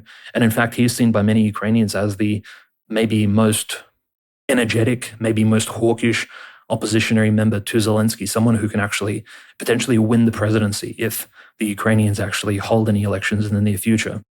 Coincidentally, as he says this, the other great candidate, a mutual friend of Zelensky's and Zaluzhny's, Arestovich, gave an interview in which he said that if he becomes the president of Ukraine, he will legalize the Orthodox Christian Church of Ukraine. He'll stop all persecutions. Funny he says this, he was one of the members who actually commenced persecution against the church in the early SMO period, by the way. And he openly said that the Ukrainian Orthodox Church of Onufriy was full of spies and it needed to be audited and the churches needed to be raided. So he's kind of changed this tune. in a recent interview, and he said that Zelensky will be put into prison for a life sentence somewhere in Kiev, where he could be visited by Orthodox Christians, and perhaps he didn't mention convert to Christianity, but he said Zelensky really needs to ethically and morally sort of have a look on his life and all the bloodshed that he caused. And this is somewhat reminiscent of, I think Arestovich is saying this because he probably witnessed the Trump J.D. Vance humiliation of Zelensky, and the fact that even J.D. Vance appealed to this sort of humanitarian approach. He said, oh, well, look, Zelensky, you're forcing Ukrainian men to be forcefully drafted, conscripted into the military. We've seen the videos. And Zelensky's only response to that was, well, you have to visit Ukraine yourself. And I'm like, come on, really? Seriously? Like, he didn't have any answers to the fact that Ukraine was conscripting men over the age of 18, lynching them off the streets, kidnapping them. And this is ongoing, priests included, of course. So I think that entire interview, what happened last Friday on the 28th of February, is quite telling, because it really has set almost like a clock timer on Zelensky's presidency. But I think the UK angle, Conrad, is very interesting, because just after being humiliated and embarrassed by J.D. Vance and Trump, where does Zelensky go? He flies to the UK. He meets with King Charles. He meets with Keir Starmer. He meets with the previous Prime Minister Sunak.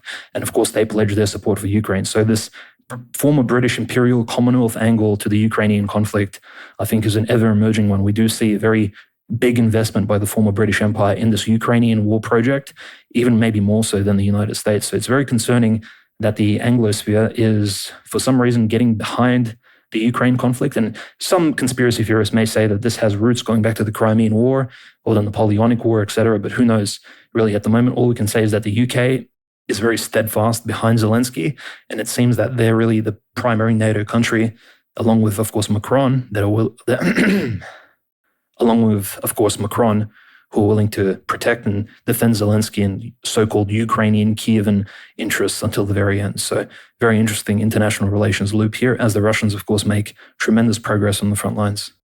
Yeah, we're seeing huge drone strikes on Odessa, so don't cut out the Black Sea coast situation. Obviously, the Ukrainians have still tried to make attempts on the Kerch Strait Bridge, but I think the past 6 major attempts to destroy that thing have completely failed. I don't think they're capable of doing it anymore. There's intelligence now saying that Storm Shadows and a lot of these other missiles, with the lack of U.S. intelligence and these other things, aren't going to be as effective as the Russians have sort of adapted to stop all of these. However, we do still see drone strikes deeper into Russia on a lot of these energy factories. So that's not to say that there isn't still work to be done there. But you mentioned, of course, the huge flare-up, the spat at the White House between Trump and Zelensky and J.D. Vance. And we're kind of really seeing the true fallout from that, which isn't so much Ukrainian anger. The Ukrainians have no power. They're doing what they're doing. But the real response, of course, like you said, coming from the UK and coming from Emmanuel Macron, who, again, not only is, going against the U.S., they're all freaking out. Starmer had that huge summit the day after the whole thing where they invited Trudeau, Macron, all the European leaders, except the Baltic states for some reason, because I think they're realizing that having these Balts around it's just like having these rabid dogs. They can't contribute anything, but they're going to suggest the most insane things. So the people that are actually going to be providing the troops have realized they can't just have them around at all of these negotiations. But Macron has been leading the charge, and we've said this for a long time that, despite, ironically, the French having, unlike the British, who have this sort of pathological, kind of Jewish-driven hatred of the Russians, the Russian Empire, the French, didn't always have that. There was more Russophilia within the French, sphere of influence. But this is from Reuters. It says French President Emmanuel Macron said in a televised address to the nation on Wednesday that he plans next week to hold a meeting of army chiefs from European countries willing to send troops to Ukraine after an eventual peace deal with Russia. He also said France needs to be ready if the United States is no longer by its side. And this comes in the midst of him also saying things about the French nuclear umbrella being expanded across the entire EU. And what Macron is hinting at, without using this language directly, is a European Union army. And if you pair this with the fact that Elon Musk and other Trump officials aren't just talking about forcing Europe to pay its fair share of its NATO budget, but even talking about leaving NATO altogether. And if that's in the cards, then, NATO will effectively stop existing, and the EU will basically just become, NATO will just entirely be the military arm of the EU, with the exclusion basically of Norway and Turkey. And then I'm going to talk about Turkey in a second, but I had some good analysis, of course, from somebody who we haven't heard from in a long time, Salvini, the former head of the Northern League, the nationalist Italian party that, that tried to take over the government and ultimately totally lost out to Meloni, who a lot of people thought was more far right than Salvini, but they could not be more wrong. Ironically, Meloni herself this week, I mean, this woman is so stupid. She said, we need to extend Article 5 to Ukraine without bringing them into NATO, which I don't even know how stupid you have to be to suggest something like that. But she is full in on Ukraine. Meloni, many have said this, is pretty much Washington's most loyal head of state currently on the European continent, which, that's saying a lot, especially when you've got some of these other people there. But this is what Salvini said. He said, there will never be an EU army led by a mad French president, Emmanuel Macron. Deputy Premier, Transport Minister, and right-wing League Party, Matteo Salvini, said Friday, amid French-led moves to set up a European army and possibly send peacekeepers to police a future Ukrainian peace deal. The European army commanded by that madman Macron, who talks about nuclear war? No, never, said Salvini, after the French leader offered France's nuclear umbrella to protect the Union against possible future Russian threats. And again, Russia can't even commit rhetorically. Putin himself refuses to commit rhetorically to annexing Western Ukraine. He literally said that they can keep Lvov. So this ridiculous idea that somehow they need to protect from Russian aggression into Poland, Russian aggression into Slovakia, the Czech Republic, these other places, this is nonsense. And I think in many ways, certain cooler heads, look at Starmer, he didn't invite these Baltic countries to this place. The Baltic countries, I think, are the only ones that need to somewhat worry about, Russia potentially taking some of their territory. But let's be real, if the US leaves NATO, I highly doubt that the rest of NATO is going to actually extend Article 5 protection to these Baltic countries. I wouldn't be surprised if they even created a carve-out. But the real interesting news from the World War Now perspective that has been, piquing my interest all week is how Turkey plays into all of this EU army, NATO spending negotiations.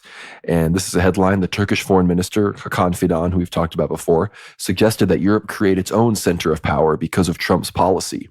Turkey has called on the EU to create its own center of power in the event of the collapse of NATO. Turkish Foreign Minister Hakan Fidan said that Europe needs to create its own center of power on the continent in response to U.S. President Donald Trump's decision to reduce its involvement ensuring Europe's security. He was told about it on March 6 in an interview with the Financial Times newspaper. The actions of the U.S. president are a wake-up call for us to unite and create our own center of power, Fidan said. He also said that Turkey would like to become a part of any new European security architecture if NATO breaks up. Even if President Trump decides not to withdraw from Europe now, it is possible that in the future someone with similar views and political ideas may consider reducing America's contribution to European security. Earlier on March 1st, the chairman of the European Parliament's Defense Committee, Maria-Agnes Strack-Zimmermann, said that Europe should strengthen its independence from the United States. She added that the Investment Bank of Europe could issue bonds so that she could invest in the extraction of rare earth metals and thus help Ukraine. However, for this, the European Union and Ukraine must sign a certain agreement. And that, of course, brings us back to the potential U.S. mineral agreement, which we've talked about, potentially basically leading to security guarantees to Ukraine, which up until very recently, Zelensky, technically still has refused to sit down with the Russians without security guarantees from Europe and the US. And it appears that the US and Europe have completely diverged on that to the point where in the coming weeks, we may get European security guarantees, including promises of boots on the ground, completely independent from Washington and actually at the disapproval of the United States. But another headline here regarding the Turkey situation: let's plan European security together, Erdogan tells EU. Turkey and the European Union should merge forces in planning European security, President Erdogan said, calling on Brussels to lift its restrictions on Ankara's participation in the EU's defense and security bodies. Erdogan joined on March 7th a video conference meeting organized by the EU following an extraordinary meeting in Brussels that focused on the need to create a new European security architecture on the prospects of peace talks to end the war in Ukraine. Hosted by European Council President Antonio Costa and President of the European Commission Ursula von der Leyen, President Erdogan, as well as the leaders of Britain, Norway, Canada, and Iceland, took part in the video conference. EU leaders agreed to ramp up armament efforts to create a new deterrent military structure following United States President Donald Trump's statements that Washington may no longer be a part of European security. Turkey has become one of the non-EU NATO countries that can possibly contribute to European security as the second largest army of the alliance. We believe that planning all steps for European security together with Turkey will be in our mutual interest. It is also important to obtain strong support of our ally, the US, and maintain maximum transatlantic bonds in all these endeavors, Erdogan said. So he's asking, part of what he's asking for is access to European defense markets for Turkish products.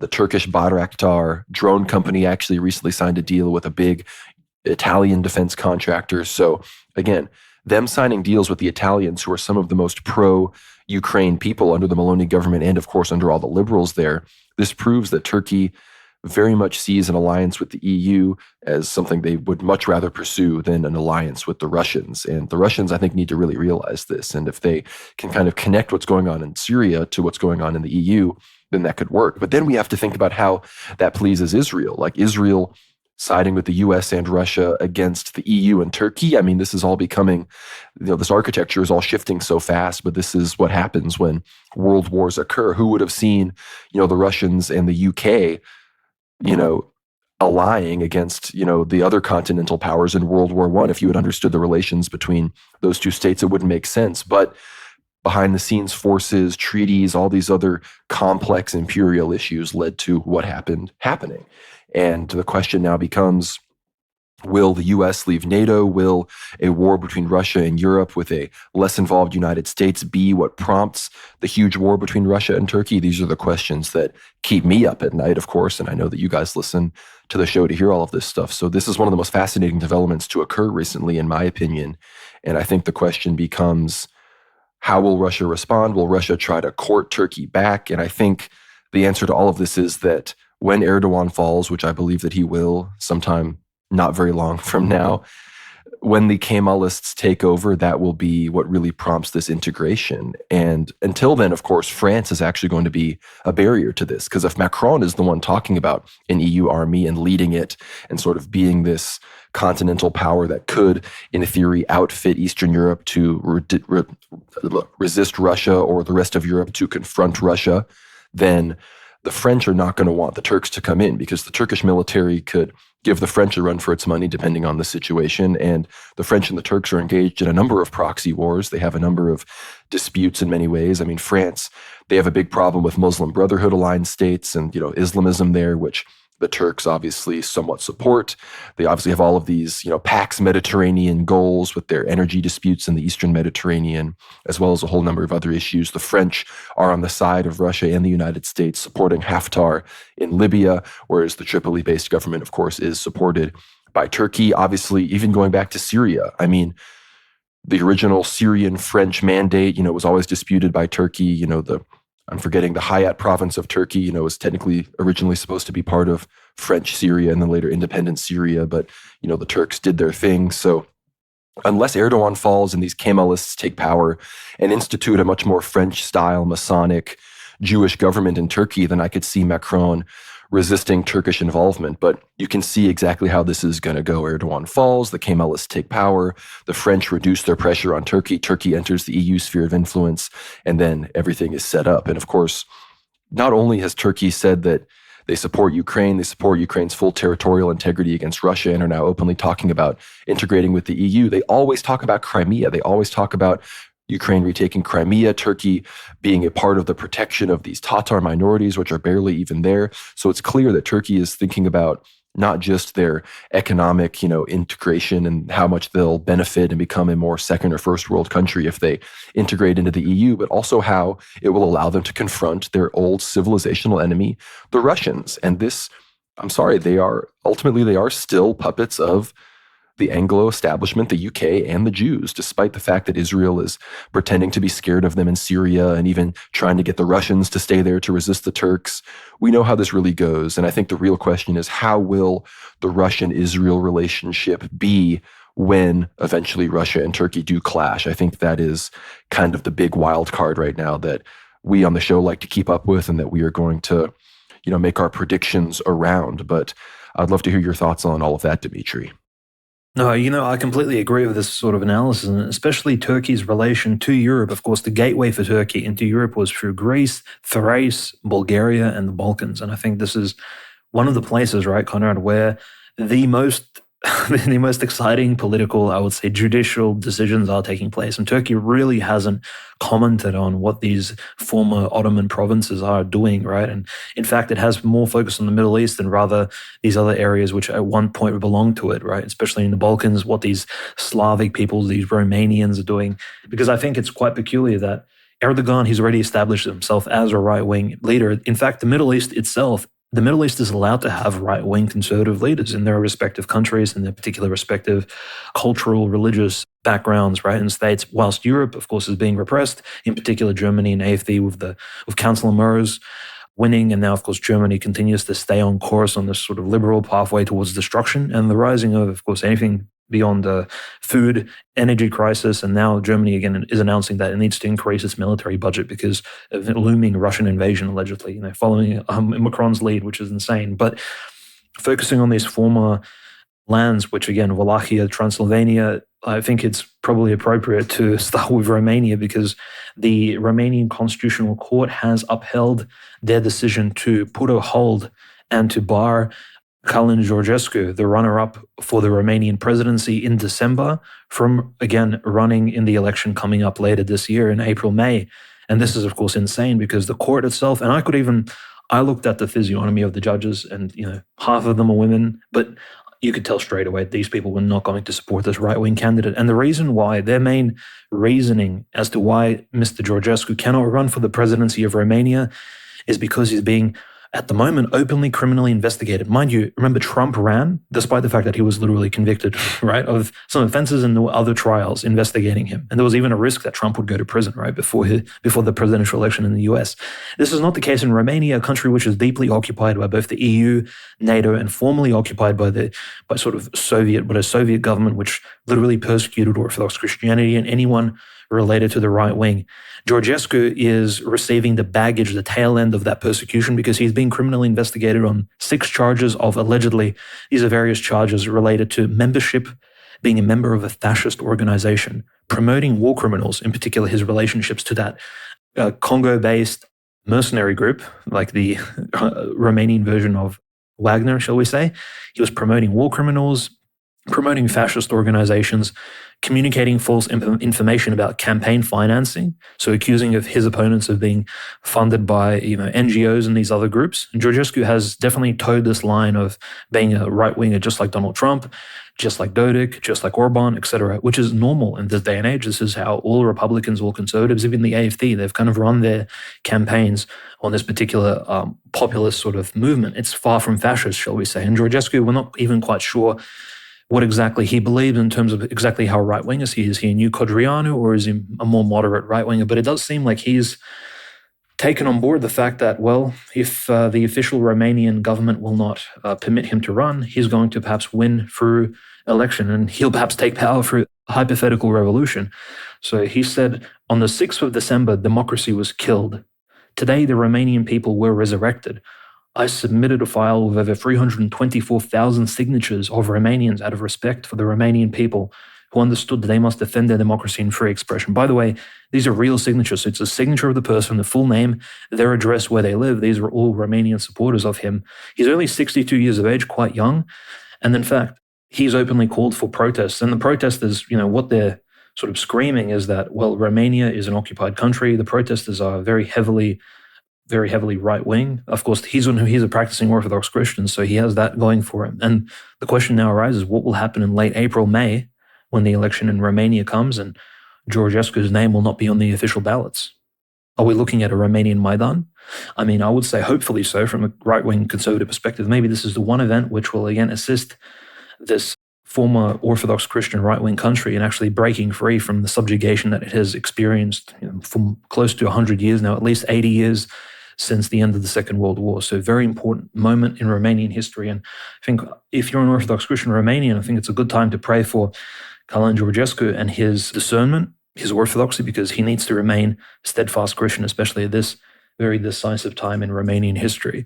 And similar things, Conrad, are happening in Hungary, which is right next door, just north of Romania, again, adjacent to Ukraine. Notice all these countries have these small sort of few kilometer strip borders adjacent to Western Ukraine, which again is in a state of flux. We're not sure how long the Ukrainian state will exist. Potentially these nations will have some sort of say in what the territory of future Ukraine will look.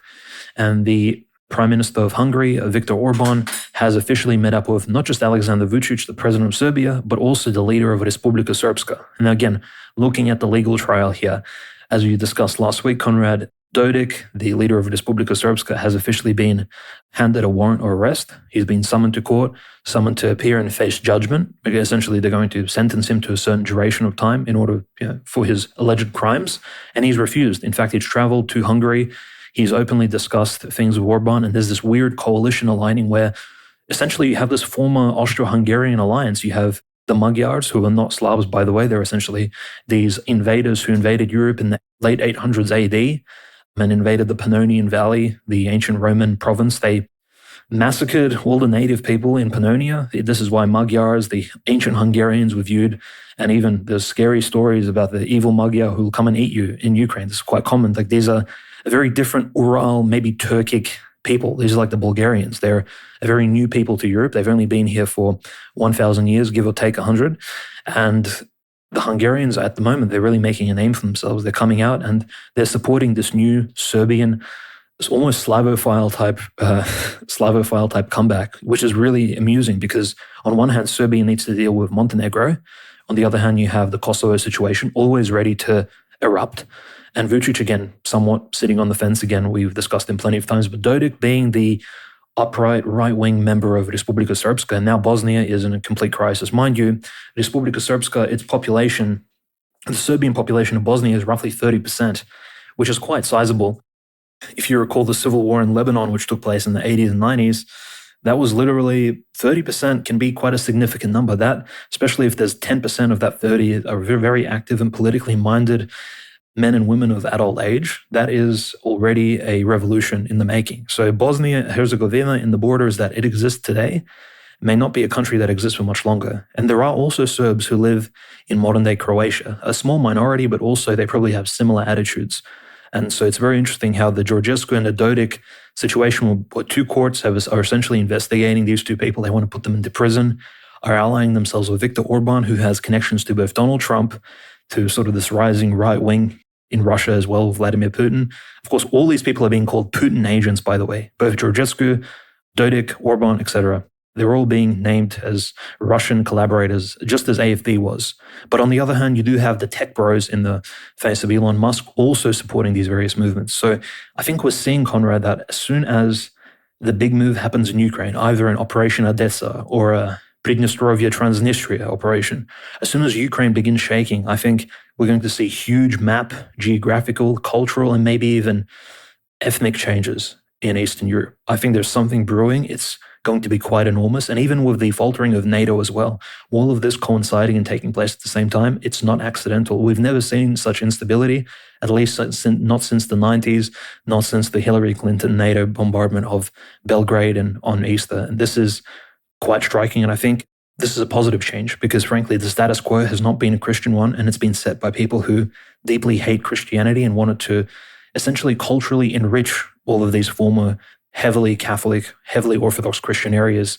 And again, they're all adjacent to Turkey, which will most likely will take advantage of any sort of moves and the weakening of these particular areas and their relationship to NATO in order to strike against Greece. So incredibly interesting time to be alive, I think, especially if you're coming from one of these countries, because besides Bulgaria, all these countries are somewhat in a place of strife. And I would say the strife is in relation to the globalists who have kept these countries subjugated culturally, economically, and militarily for decades now. No, I very much agree. And you talk about Georgescu, you talk about Orban, you talk about Dodik, Vučić. These are all people, Fico in Slovakia. These are all people who represent this sort of semi-pro-Russian, pro-Trump, not pro-American, but pro-Trump, anti-EU, anti-Brussels, anti-neoliberal faction that, as I've said before, is in many ways being allowed to be empowered in Eastern Europe because they are very Zionist. They're very supportive of Israel. I love Dodik, but he is personal friends with Netanyahu and Erdogan. And Orban is, a Lakudnik through and through. So that's sort of this axis that is developing both to be used as a cudgel against the European Union by Trump, but also in the sense that they're embracing Russia. They're not going too far. The Israelis ultimately still have their hand on the lever. But To break down what's going on with Georgescu, this is from the Wallachian Gazette. It says the Constitutional Court of Romania is reuniting this Sunday. So by the time you're listening to this, this may be happening to decide if Călin Georgescu will be allowed to run for president. Speculating here, they really can go down two paths. One, the CCR disqualifies him, invoking the precedent it set last October when it disqualified Diana Sosoca for being mean to Brussels and NATO, and the repercussions of whom will be felt by everyone, as the US would immediately impose sanctions on Romania, which will destroy the government's ability to borrow money, which will result in severe austerity measures, if not outright collapse. Romania is in a very, very bad financial situation, and difficulties accessing financial markets can be its literal doom.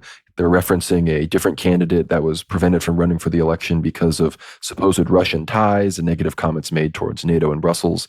And then the second option, the CCR doesn't disqualify him and doesn't invoke the precedent it set last October and lets him run for president, meaning that the regime will try to maintain the perception of free and fair elections out of fear of destroying its relations with the Trump administration, and the regime will try to beat Georgescu legitimately, although having already put in practice a bunch of tricks meant to sabotage his support base, like reducing the amount of time voting sections are open overseas or a new censorship bill. So, this question of how the U.S. is going to get involved is, usually it's all like the neoliberal direction with, like what happened in Ukraine in 2014.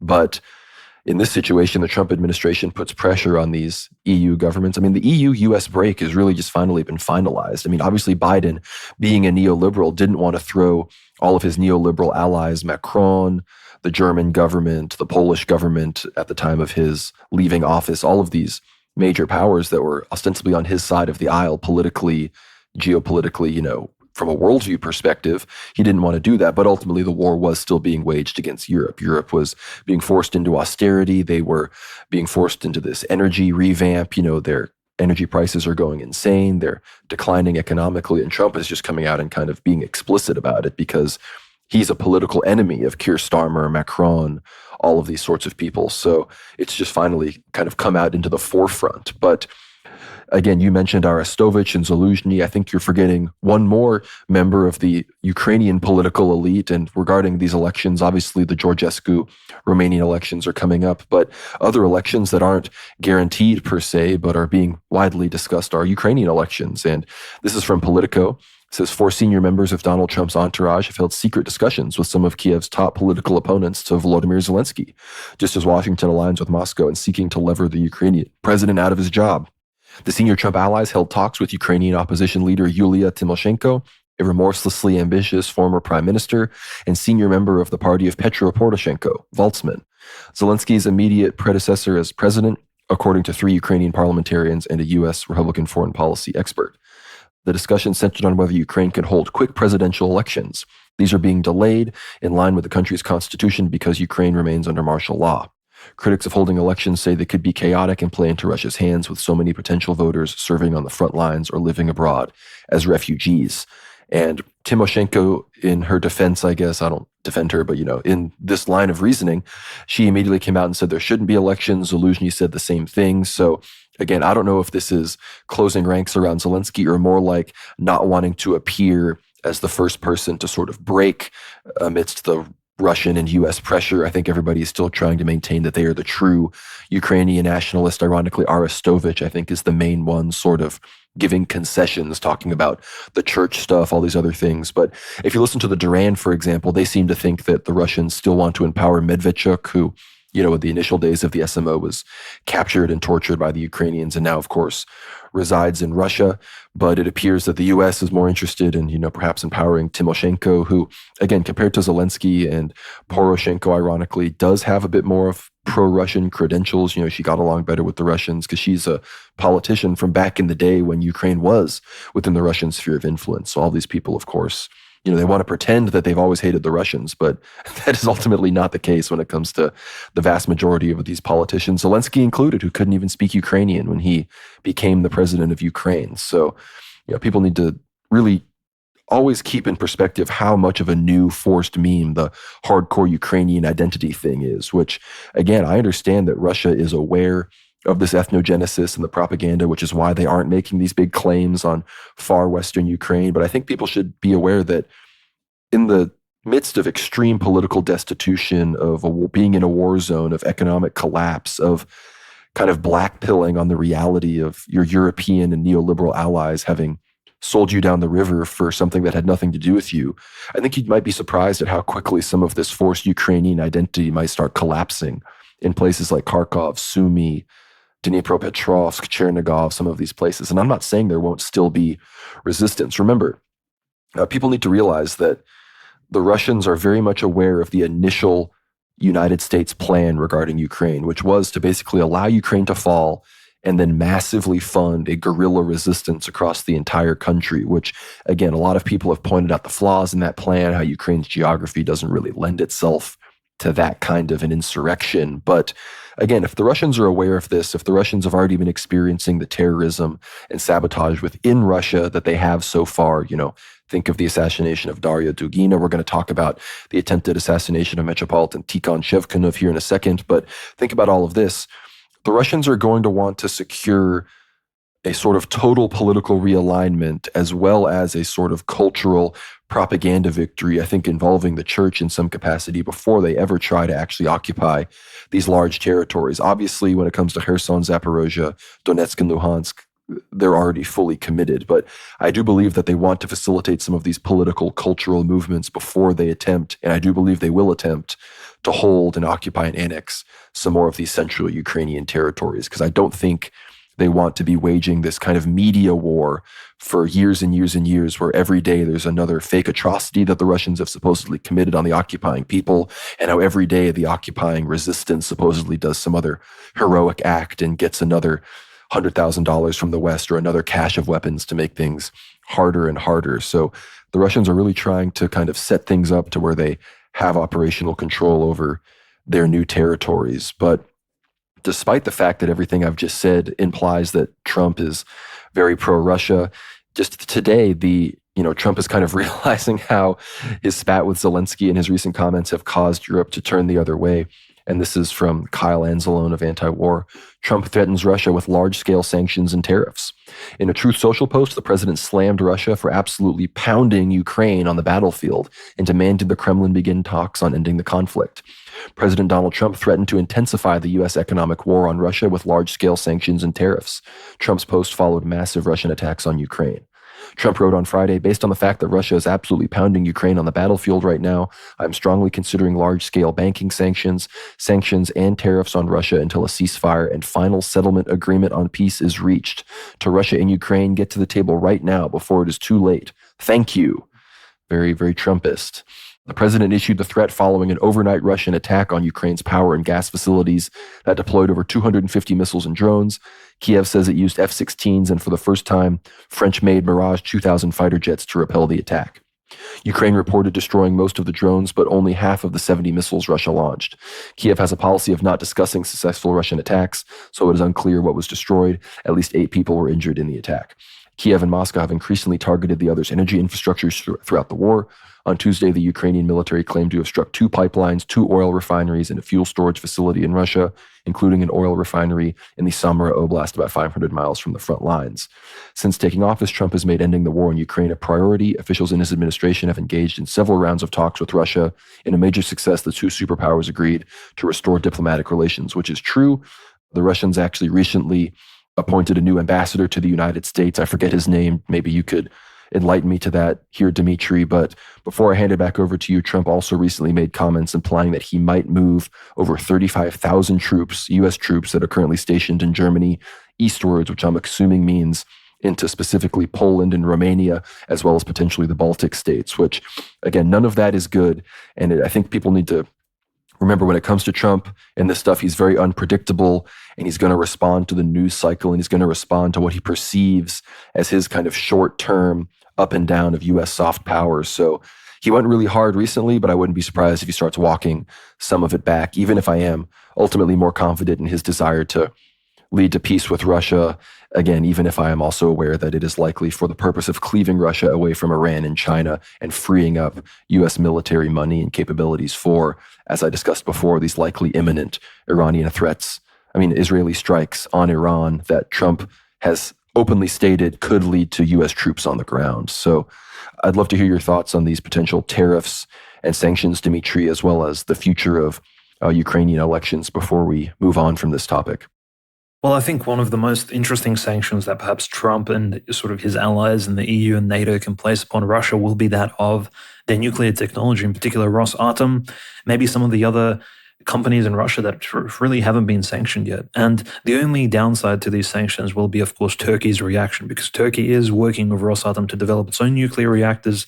It's working with Russian energy development companies to maybe create an LNG plant somewhere in Turkey to develop sort of liquefied natural gas, that frozen sort of gas, which allows it to be transported, and it's very expensive. But still, Turkey working with Russia, being a member of NATO, will throw sort of a wrench into some of these sanction discussions. And we know Azerbaijan also has a very friendly relationship with Russia. And again, it's not part of NATO or the EU, but it is a very strong ally of these sort of US-aligned countries. So again, it's also very confusing as to where exactly sanctions will lead the United States and its Russia relationship. Russia hasn't responded positively to sanctions over the last 3 years.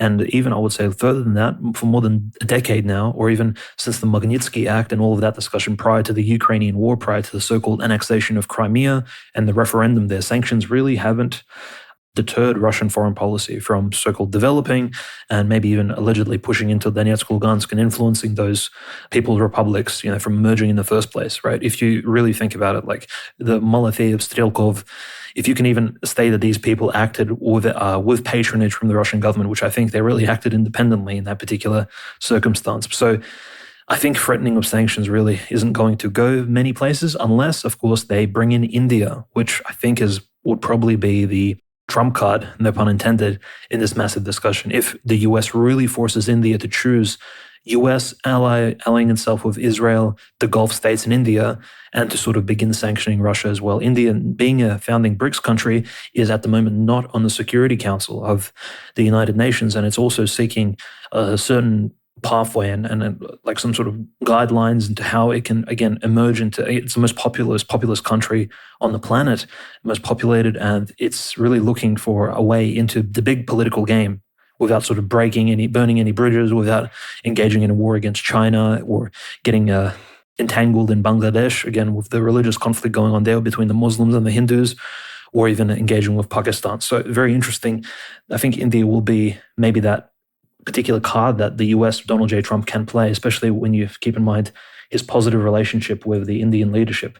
And just the fact that J.D. Vance's wife is Indian, etc., the Indian administration, even Kash Patel, I think that's the angle which maybe many people aren't really noticing, which I think will play a major role going into the future, especially with China's allegiance to Russia, its alliance therein, and of course China's support for North Korea, and the emerging conflict, Conrad, in particular in the Philippines, which is one of probably the most surprising stories. The Filipino defense chief, of course, he's the Secretary of Defense in the Philippines, has threatened China with air defense action if China continues to harass Filipino ships in the South China Sea. This is the first time a threat of this level has been made against China. And in particular, it is in relation to that US-made Filipino Navy ship, the Sierra Madre, which has been grounded on the second Thomas Shoal, which is a small little reefy island in the Spratly Islands group in the South China Sea. Now, what's interesting is the ship is literally grounded, so it can never be repaired, but the ship itself is so large that it serves essentially as an extension of the reefy island, and it is essentially a military base. We've discussed this a few months ago when there were conflicts between Chinese coastal guard ships. In fact, the Chinese Coast Guard, Conrad, has more ships than the actual Filipino Navy, which is insane. So the ships are much larger in size. They don't really have modern military weaponry, but they can fire, for example, hose water at, and which they've been actually hurting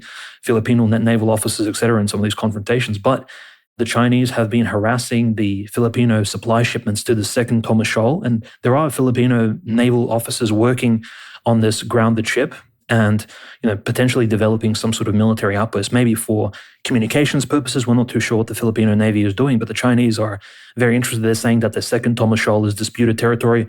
The Filipinos have no right to be on this particular reefy island. And so now the Filipinos are, again, it's a US-aligned country, may distract America, Trump, again, to focus on this Taiwan anti-Chi-Com type direction, which is quite interesting because this may play into that massive Indian scenario where in Myanmar, potentially, Chinese interests are being affected. The junta is still fighting against the democratic forces. China is looking to expand into Taiwan, maybe even peacefully integrate with it, of course, after the so-called, integration with Hong Kong. That I think from the Chinese perspective, that was quite successful. I mean, not much blood was shed on that particular angle, and China is again recouping all of its losses from a century of humiliation.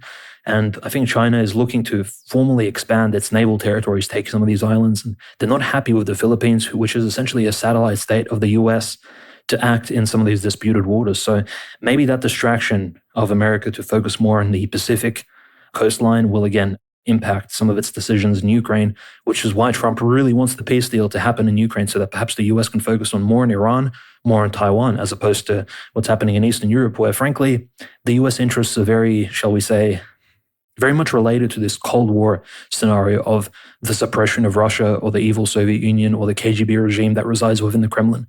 Like that rhetoric, it's great, but it doesn't really provide the US with any sort of palpable gains besides like a Pyrrhic victory. And even the mineral deal, like it's very questionable as to what exact minerals the US would even extract from Ukraine. Are we talking about uranium or some other minerals which will be used for mobile phones, which again can be found in South America and Africa? The Ukraine isn't really mineral rich per se, and most of those coal, etc., the salt and all these other minerals which are so expensive and can be exported through the Black Sea are found in the Russian-held territories in the east. So I think the great economic military game of the Pacific, and again, the Indian Ocean as well, will play a large part in exactly how Trump will move in the near future. Because as you said yourself, Conrad, he is very unpredictable. And at the moment, he is very much the maestro of the grand international relations choir. Like what Trump does, everyone else kind of either follows or has to react to. He's taken center stage since the fall of Biden, because back in the day, when Biden was president, it was basically Putin and Netanyahu mainly who orchestrated and who led international relations. But now Trump is here and everyone basically has to play along to his decision-making and kind of adapt their international relations decisions to exactly what he does, his actions, his policies, and even some of his verbose tweets and messages on Truth Social.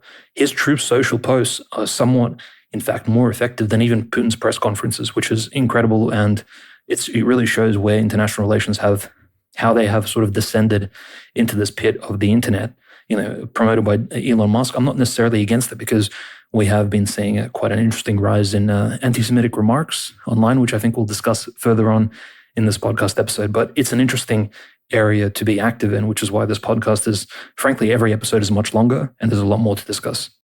No, there's so much going on. We could keep going, but we try to keep these things under around 2 hours for all of you guys. But of course, before we leave Europe, obviously the situation in Serbia, there are still protests there. There were even smoke bombs thrown at the Serbian parliament, which again, these local Serbian protests don't have a whole lot to do with the Dodik situation. It's more of a kind of anti-corruption, in many ways, even nationalistic protests that we're seeing there. But again, we have to discuss the Africa situation before we discuss some church things and a few other points that we want to discuss here.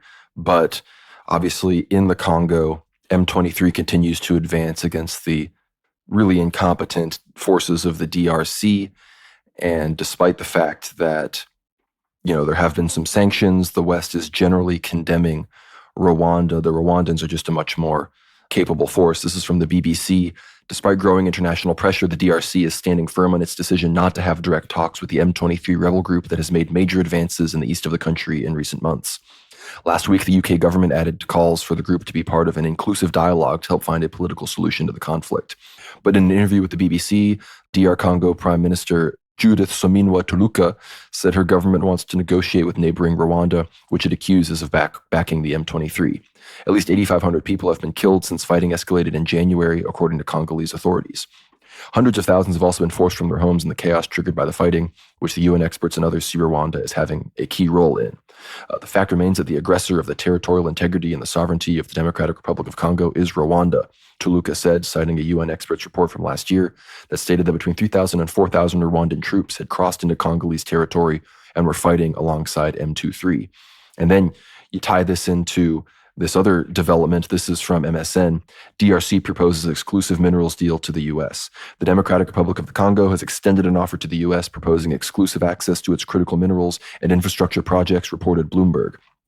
In return, the DRC is seeking security assistance to combat a rebellion that is allegedly supported by Rwanda.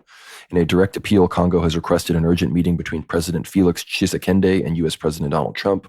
The proposed pact is expected to grant U.S. companies privileged access to minerals essential to global energy transition. The request, conveyed in a letter to U.S. Secretary of State Marco Rubio, underscores DRC's pressing need for support as it contends with the internal conflict. Congo's mining sector, a significant source of copper, is currently dominated by Chinese companies. And again, Rwanda, for example, collaborates a lot with the Chinese. I mean, all of these countries do. But if you remember in my episode with GSP and Isaac, we talked about Israeli businessman Dan Gertler, who is actually the main person that controls all of these mining operations in the Congo. And let's think about this for a second. If you remember, a few weeks back, there was all this talk. Everybody was, of course, as usual, shitting on the Israelis as they do online, really taking them to task, being quote unquote anti-Semitic, as people like to say. And then all the kosher voices who desperately try to deflect from Israel come out and say, everybody complaining about Israeli persecution of Christians, but no one is talking about the Christians being slaughtered in the Congo. And it's all very nebulous. It's these Islamic groups. There's not a lot of evidence. A lot of these reports from Africa say very high and outrageous numbers to get sympathy from Christians in the West. And let's think about this. If the DRC is asking for security guarantees from the United States to come in and push the Rwandans out of the mineral-rich region in the east, which has very little access from the Congo side, from the Kinshasa-controlled side, the U.S. coming in, getting this mineral deal, will undoubtedly have to do with Dan Gertler. Gertler, this Israeli, and again, Israel, biggest export, diamonds. There's no diamonds in Israel. All of these African resources are owned by these Jews and are then taken to Israel and in some capacity tied in with Israel's GDP. But if Gertler comes in and they sign this big deal with Trump against this Chinese stuff, again, this bolsters the U.S.-Israeli alliance against China, which bolsters them against Russia and Iran, which, creates that specifically as sort of the fault line that we're experiencing as World War III extends into Africa with its deep energy and resource wars. And if this deal is signed and the U.S. sends people in there, I guarantee you it will all be Gertler and his associates that are going to be the ones extracting all of these resources. So again, the Ukraine deal, Trump's going to probably try to spin it, that mineral deal, as, America first, we're getting these minerals, when, it's a dark horse, a Trojan horse for security guarantees, just like this is a Trojan horse for basically just Jewish wealth extraction. So sad to see. In Sudan, of course, the SAF, the junta there that now is fully supported by Russia, continues to advance. They're even taking the UAE apparently to the International Court of Justice for supporting the very terroristic Rapid Support Forces who committed a lot of atrocities, basically with UAE weapons and support. There's also more words from Trump condemning the South Africans as they continue to advance their anti-white legislation, their attempt to expropriate land from the white Afrikaner farmers without compensation. And Trump openly said that any farmers that, have been victims of these policies are welcome to come and resettle in the United States. So that is, of course, good to see. But of course, we do obviously have a few church persecution stories to talk about that Dimitri will mention. But before we mention that, we do have to talk about what happened to Metropolitan Tikhon, which again occurred right after we were done recording the previous episode. If people saw my posts about it, they went fairly viral. But this is from Ortho Christian. The Russian Federal Security Service prevented a terrorist plot against His Eminence Metropolitan Tikhon Shevkunov of Simferopol in Crimea last month. Metropolitan Tikhon is also the author of the modern Russian religious classic Everyday Saints, which, if you haven't read that book, you have to read it. One of my favorite books I've ever read. One of the best Orthodox books out there. According to the FSB, the attack was planned by Ukrainian special services, for which they recruited a Ukrainian and a Russian citizen, both of whom were graduates of the Stratensky Theological Seminary in Moscow, where the attack was intended to take place. During the investigation, FSB officers seized a homemade explosive device and 2 counterfeit Ukrainian passports with photographs of the detainees and altered personal data, which were to be used to flee Russia after the attack, reports the FSB. The suspects, Denis Popovich, 27, a Ukrainian citizen from Kiev, and Nikita Ivankovich, 28, a Russian citizen, confessed that they were recruited by an employee of the main intelligence directorate of the Ministry of Defense of Ukraine in mid-2024 to help with the plot to murder Metropolitan Tikhon. In December, an IED was delivered to them through a dead drop intended to be used while Metropolitan Tikhon was at Stratensky Monastery in Moscow. His Eminence is the rebuilder and former abbot of the monastery and often visits it. The planned explosion would likely have killed or injured anyone located in the Metropolitan's vicinity. And so these guys were actually both graduates of this seminary, so they were chosen as people who ostensibly knew this location, would have known how to do this. They claim that they were that their families were threatened by this, of course. And in planning the attack, this is from the article, Popovich was able to take control of Metropolitan Tikhon's Telegram account and receive information about his trips. According to Ivankovich, the initial assassination attempt was thwarted when Popovich was detained on January 13th. Another attempt was planned for later this month, though Ivankovich was also detained in mid-February. In his confession video, Popovich said the Ukrainian special services threatened to kill his family if he didn't agree to blow up the Metropolitan with an explosive device.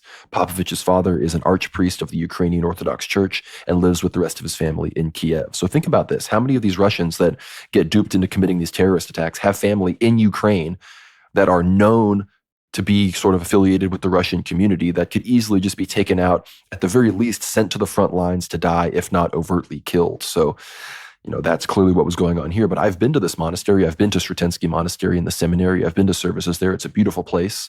So I think all Christians worldwide should be outraged that the government that we are funding, that only exists at the behest of us and our tax dollars, is openly talking about blowing up Orthodox Christian bishops, destroying Orthodox holy sites, and generally just acting in the most satanic and Jewish way you could ever really imagine, which, I saw this story and it didn't surprise me per se, but of course all the Ukrainians are saying, this is fake, this is propaganda, this, that, or the other, which, look, the fact that they killed Dugin or tried to kill Dugin or Dugin's daughter, that makes less sense than trying to kill this bishop who lives in Crimea, this Russian nationalist who is, according to the Ukrainians, occupying Crimea. They have their schismatic church. He's not even, Orthodox as far as, they're concerned. So this doesn't surprise me at all. And anybody that's going to gaslight you and pretend that this isn't something that could easily have happened, I don't buy it at all.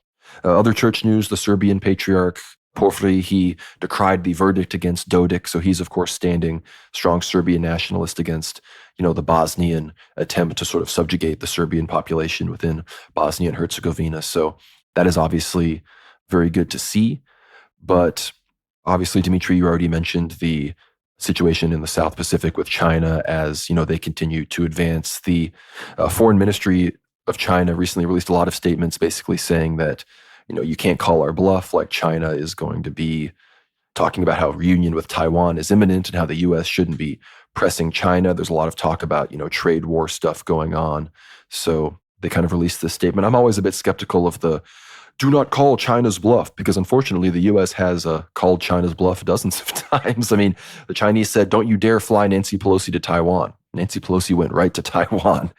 Our officials openly talk about supplying them with weapons and all these other red lines that the Chinese talk about, and they sort of just let it slide. However, the Chinese are continuing to show that they very much could take Taiwan. They're escalating their shows of force, and I wouldn't be surprised if in the next few years there is a move on the Kinmen Islands or some of these other much more close to mainland China islands that we have talked about in the past. But unless you have anything to say about that long rant I just went on, Dimitri, let us know about any other persecutions going on. Obviously, we talked about Syria. I believe there are still rewards out for Patriarch John X's head in Syria. We saw a lot of Christians, Maronites, Orthodox have been targeted. Orthodox churches obviously targeted in southern Lebanon by Israeli forces, West Bank churches desecrated by Israeli forces. So none of this is new, but if you have any updates on that front, please let us know. No, absolutely. So most interesting, the Minister of Culture of Ukraine actually gave a really bizarre interview in which he stated that, well, it was being asked about the Maidan and what kind of cultural impact it had. And he said that the evil demon of Ukraine helped us in bringing about this revolution. I was like, what is he talking about here? Like the demon helped Ukrainians revolt against the so-called power of Yanukovych and sort of oust him out of power. Very bizarre, sort of strange character. But the reason why he is even more concerning is that the Ministry of Culture of Ukraine at the moment is preparing to conduct a full audit of the relics and the miracle working icons inside of the Kiev-Pechersk Lavra, which has been, of course, occupied for more than 2 years now. And perhaps some of the relics will even be shipped out of Ukraine. Potentially, especially if Kiev is in danger of Russian bombardment, they may be shipped off to Europe. And so there's going to be an interesting operation by the Ministry of Culture of Ukraine. Again, there's not enough even Orthodox Christian men to stop this particular action from taking place in the streets of Kiev, as many of them are simply being kidnapped and conscripted. And the Ukrainian Maidan Banderites are, of course, in much larger numbers and much more armed. So the Orthodox Christians of Kiev will not be able to stop whatever takes place with the relics of the monastics. And there are 70 to 80 plus relics being located in that monastery in the middle of Kiev. So very concerning. The Ministry of Culture, again, pushing its sort of Satanism. And we're seeing very similar sort of attitudes from anyone located in Ukraine, belonging to the canonical church of Metropolitan Onufry or the fake church created by Mike Pompeo and Sergei Dumenko. In particular, we see, for example, Archpriest Sergei Yushik. He's a canonical priest, belongs to Metropolitan Onufry. He went on a Ukrainian podcast this week, and he's an archpriest, by the way, so he's a senior priest.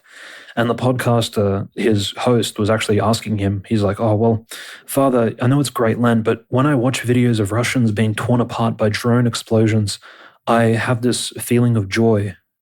And the priest said, that's okay. That's not a sin. That's the feeling of satisfaction when you see your invaders being torn apart and killed. Do not worry about that. That's not sinful.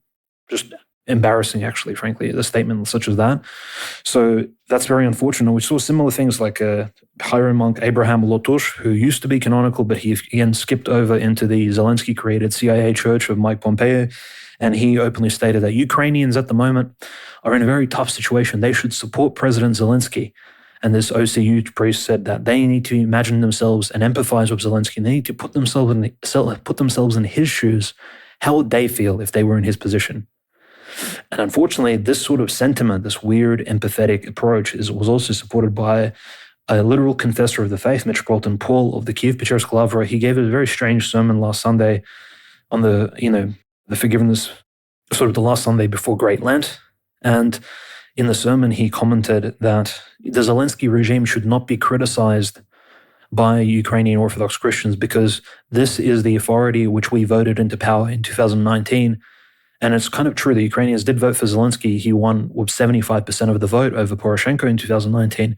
But just because you voted someone in doesn't mean you can't show displeasure over that democratic leader turning against his values. On what platform did he get elected? Mm-hmm. Rapprochement with Russia. None of this crazy Poroshenko Western stuff. So, yeah. Yeah, so I think Metropolitan Paul, he was being a little bit, being a bit too nuanced in here, especially he himself, who was on the house arrest, who was literally beaten and harassed by Ukrainian authorities. Just unfortunate. This is what happens when you're under persecution for such long periods of time. This has happened in church history before.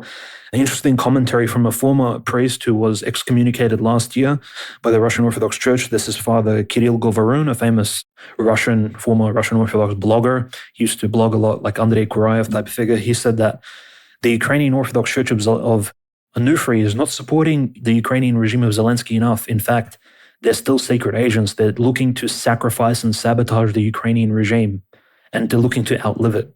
And all I can say is that's a good thing. In fact, the Ukrainian Orthodox Church should outlive this fake Frankenstein's monster type of state. And Kirill Govarun is snitching on Metropolitan Onufry and the other bishops who are just trying to survive in this environment of deep persecution.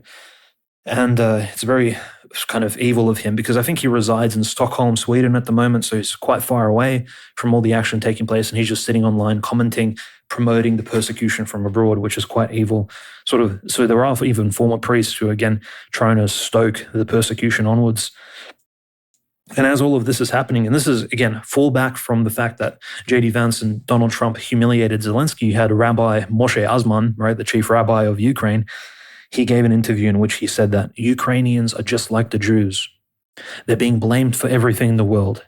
In fact, Ukrainians are very similar to Jews. Jews are blamed for all the bad things, and now Ukrainians are also being blamed. He said, there's some commonality between us. So, how Khazarian do you want to be? Like, it's almost caricatures, right?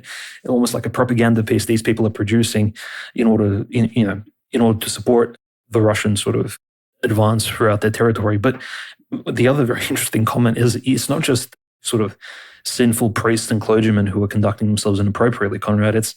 You literally had one of the most popular Ukrainian occultists. His name is Veliar Mug, which translates to Belial the Mage. So Belial the Mage posted on his Instagram page that he cursed Donald Trump and his son, Barron Trump, for going against Zelensky and for attempting to sabotage Ukraine's sovereignty. So Ukrainian warlock has officially cursed Donald Trump. So this is what we're seeing here. This is all fallback. And again, the average Ukrainian person, the Christian, is either conscripted, is either hiding from authorities, or silently praying, whilst all the most evil people of this particular population, or those that reside in it like leeches, like parasites, are out and about on these podcasts, out and about giving these weird interviews and promoting essentially the fall of their respective country. Like, they're not praying for repentance, even during this early period of Great Lent, which is very concerning.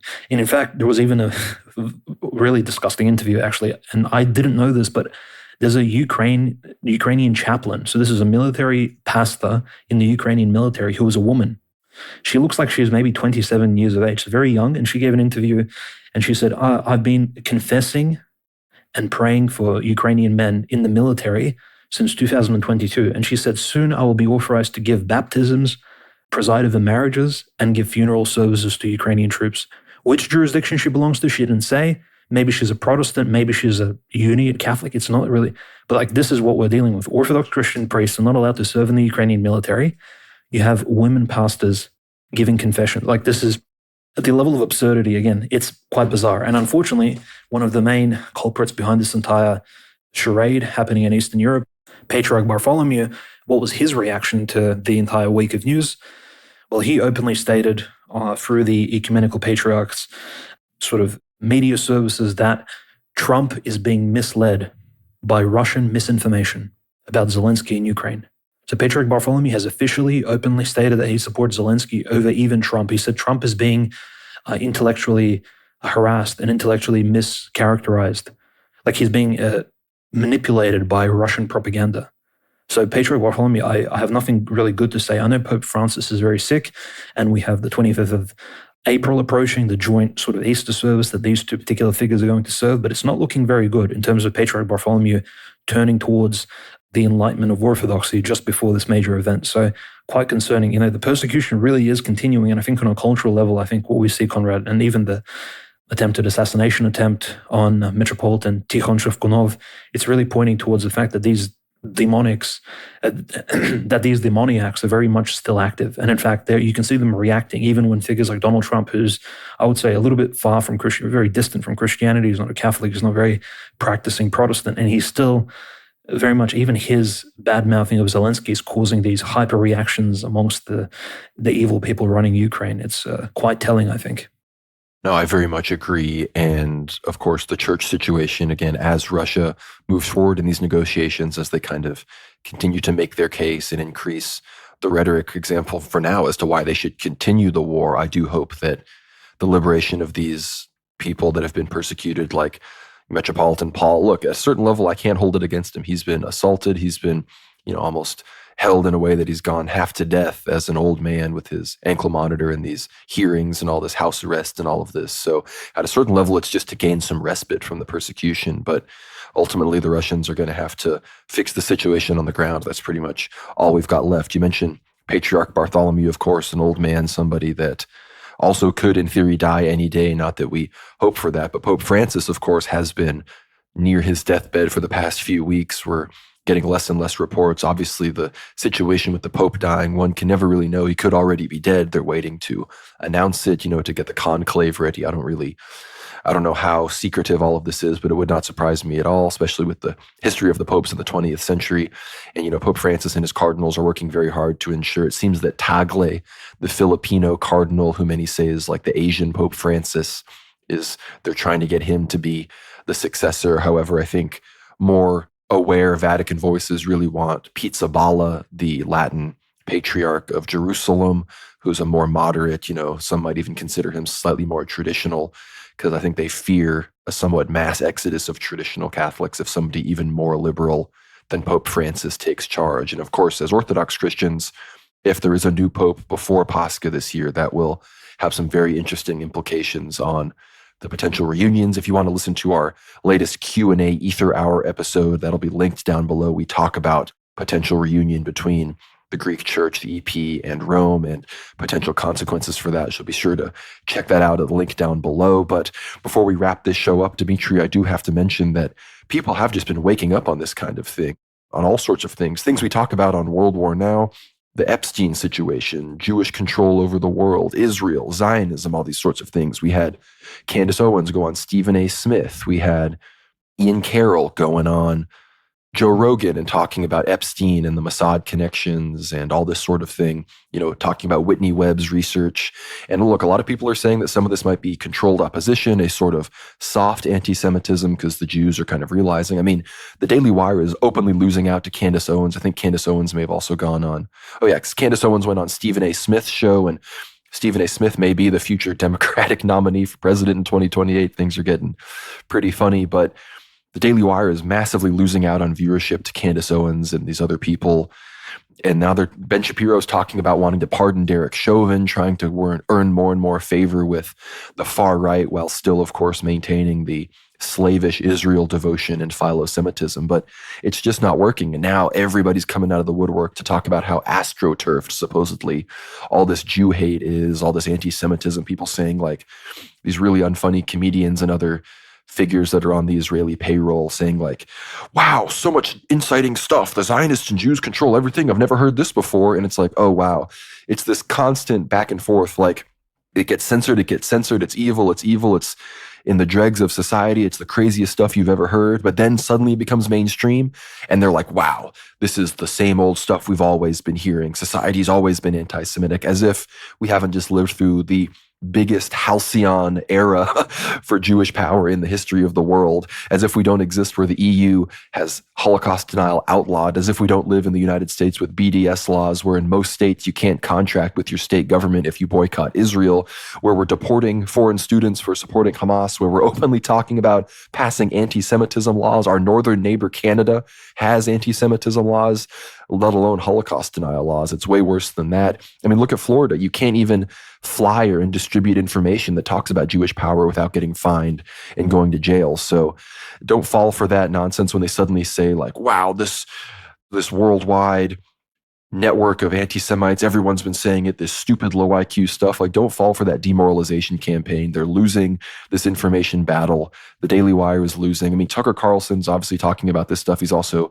getting more race pilled. So this is white pilling. However, I am very much aware that, Ian Carroll, some of these people, a little bit suspicious. Ian Carroll, he did not need to talk about how, Epstein is bad because, what if this leads to Israel being targeted more? What if people hate Israel now because of this? What if there's another Holocaust? It's like the Norm Macdonald meme, like, the biggest fear about these Jewish pedophiles is that, if it gets exposed, what about all the peaceful Jews? What'll happen to them? I don't think that is the main concern. I think the main concern needs to be the truth, as with everything. I think that's one of the big things we talk about on the show is cut through sentimentality. Don't fall for these kind of emotionalist memes. Prioritize the truth. And I think if everybody did that, these sort of things would be quite clear. But before we end the show, Dimitri, I'd love your thoughts on this latest red pillings.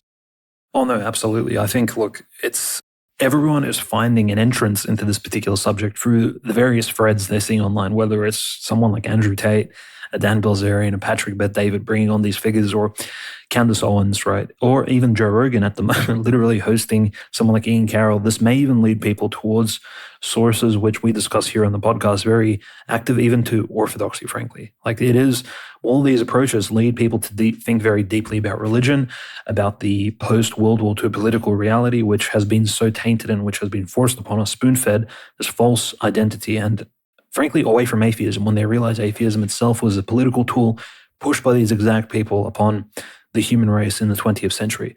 So there's definitely a lot to discuss, a lot of the connections and links which they can grasp through these maybe normie starting points, right? Because we've all started from somewhere, and naturally, when they begin asking questions, they begin noticing patterns like Zelensky, Poroshenko, Waldman, or even Julia Tymoshenko, for example, who her last name shouldn't even be Tymoshenko, it should be Kapitelman, right? Her grandfather, Abram Kapitelman, was a Jew.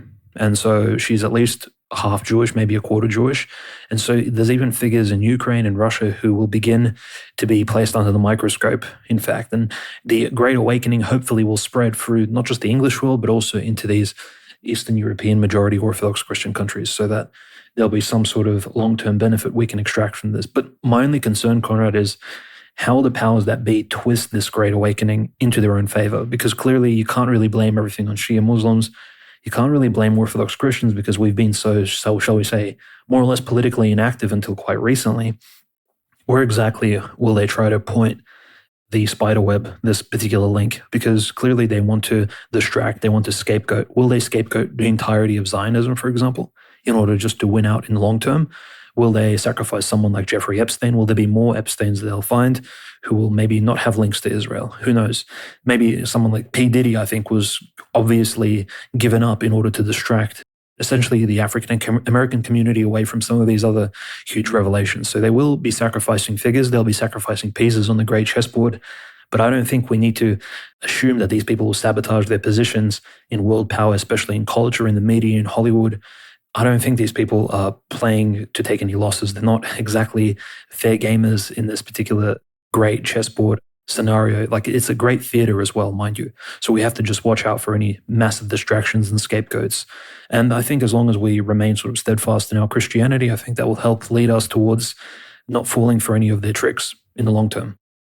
I completely agree. And of course, the immediate accusation from the establishment is, oh, you're working with Iran or Hamas, or, oh, you're taking Qatari money, or, oh, you're part of even another elite group of this, that, or the other. Or then if you come out on the other side, of course, everyone is going to accuse you of, being paid by Israel or Jewry or anything like that. And at the end of the day, the answer is to just be Christian. The answer is to have Christ as your authority. And if you're a true Christian, yes, you will be able to call out Jewish power. If you do pursue the truth, you will realize who is pulling the levers behind these sorts of things. But you won't fall into some third worldist pro-Muslim dialectic because you'll have Christ and the church as your anchor. So don't let people gaslight you into, going against what you understand to be innately true by convincing you that, oh, you're a third worldist Muslim because you name the Jew. No, like, Christians have been naming the Jews for a long time. Just read the Gospels, just read St. John Chrysostom, just read any of the early church fathers. So with all of that, I want to thank you all for listening. Again, like I mentioned, to check out our Ether Hour Q&A this week. Get behind the paywall if you want to ask us a question in our future Q&A next month. We love answering supporter questions, so get behind the paywall. Not only will you be able to ask us whatever questions you want in a future thread, you also get access to all, at this point, hundreds and hundreds of hours of Ether Hour content, interviews with Father Peter Heers, interviews with Abbot Trifon, Gregory Heers, Vince James, Cameron McGregor, a Syrian girl about Syria, which we talked about a lot today. A lot of these really important topics we dive into very deeply behind the paywall. A lot of episodes with Anthony of Westgate, for example, about some really esoteric content, cosmology, all sorts of stuff. So please get behind the paywall at worldwarnow.co, worldwarnow.substack.com. All of that is linked below. And your support obviously keeps this show going, keeps the lights on here at the World War Now bunker, of which I am currently sheltering in. But again, I want to thank all the supporters that are already behind the paywall. We couldn't do this without you. But with all of that, also follow us on X at World War Now _. Follow us on the YouTube channel, World War Now. I'm working tirelessly to get the YouTube channel set up for live streams. We're having some technical difficulties behind the scenes with the super chats. So keep all of that in your prayers. Hopefully in the coming weeks, I will be going live for you on a weekly basis. So subscribe to that channel. Follow us on Rumble, our World War Now channel there. Be sure to find us on Apple Podcasts and Spotify, wherever podcasts are found. Subscribe to the Telegram channel, World War Now Telly. We post there pretty much 24/7 almost. It's kind of our constant news feed. But the home base is worldwarnow.co, the World War Now Substack.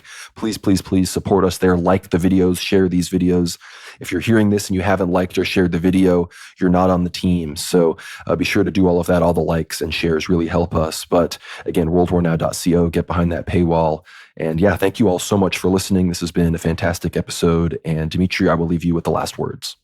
Yeah, thank you, everyone. And of course, me and Conrad, we ask for your forgiveness. Forgiveness Sunday was just about close to a week ago now, and you'll be listening to this. So forgive us all sinners.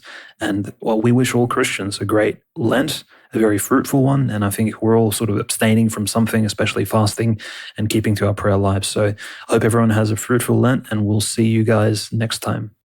Forgive me as well, and we'll see you on the next one.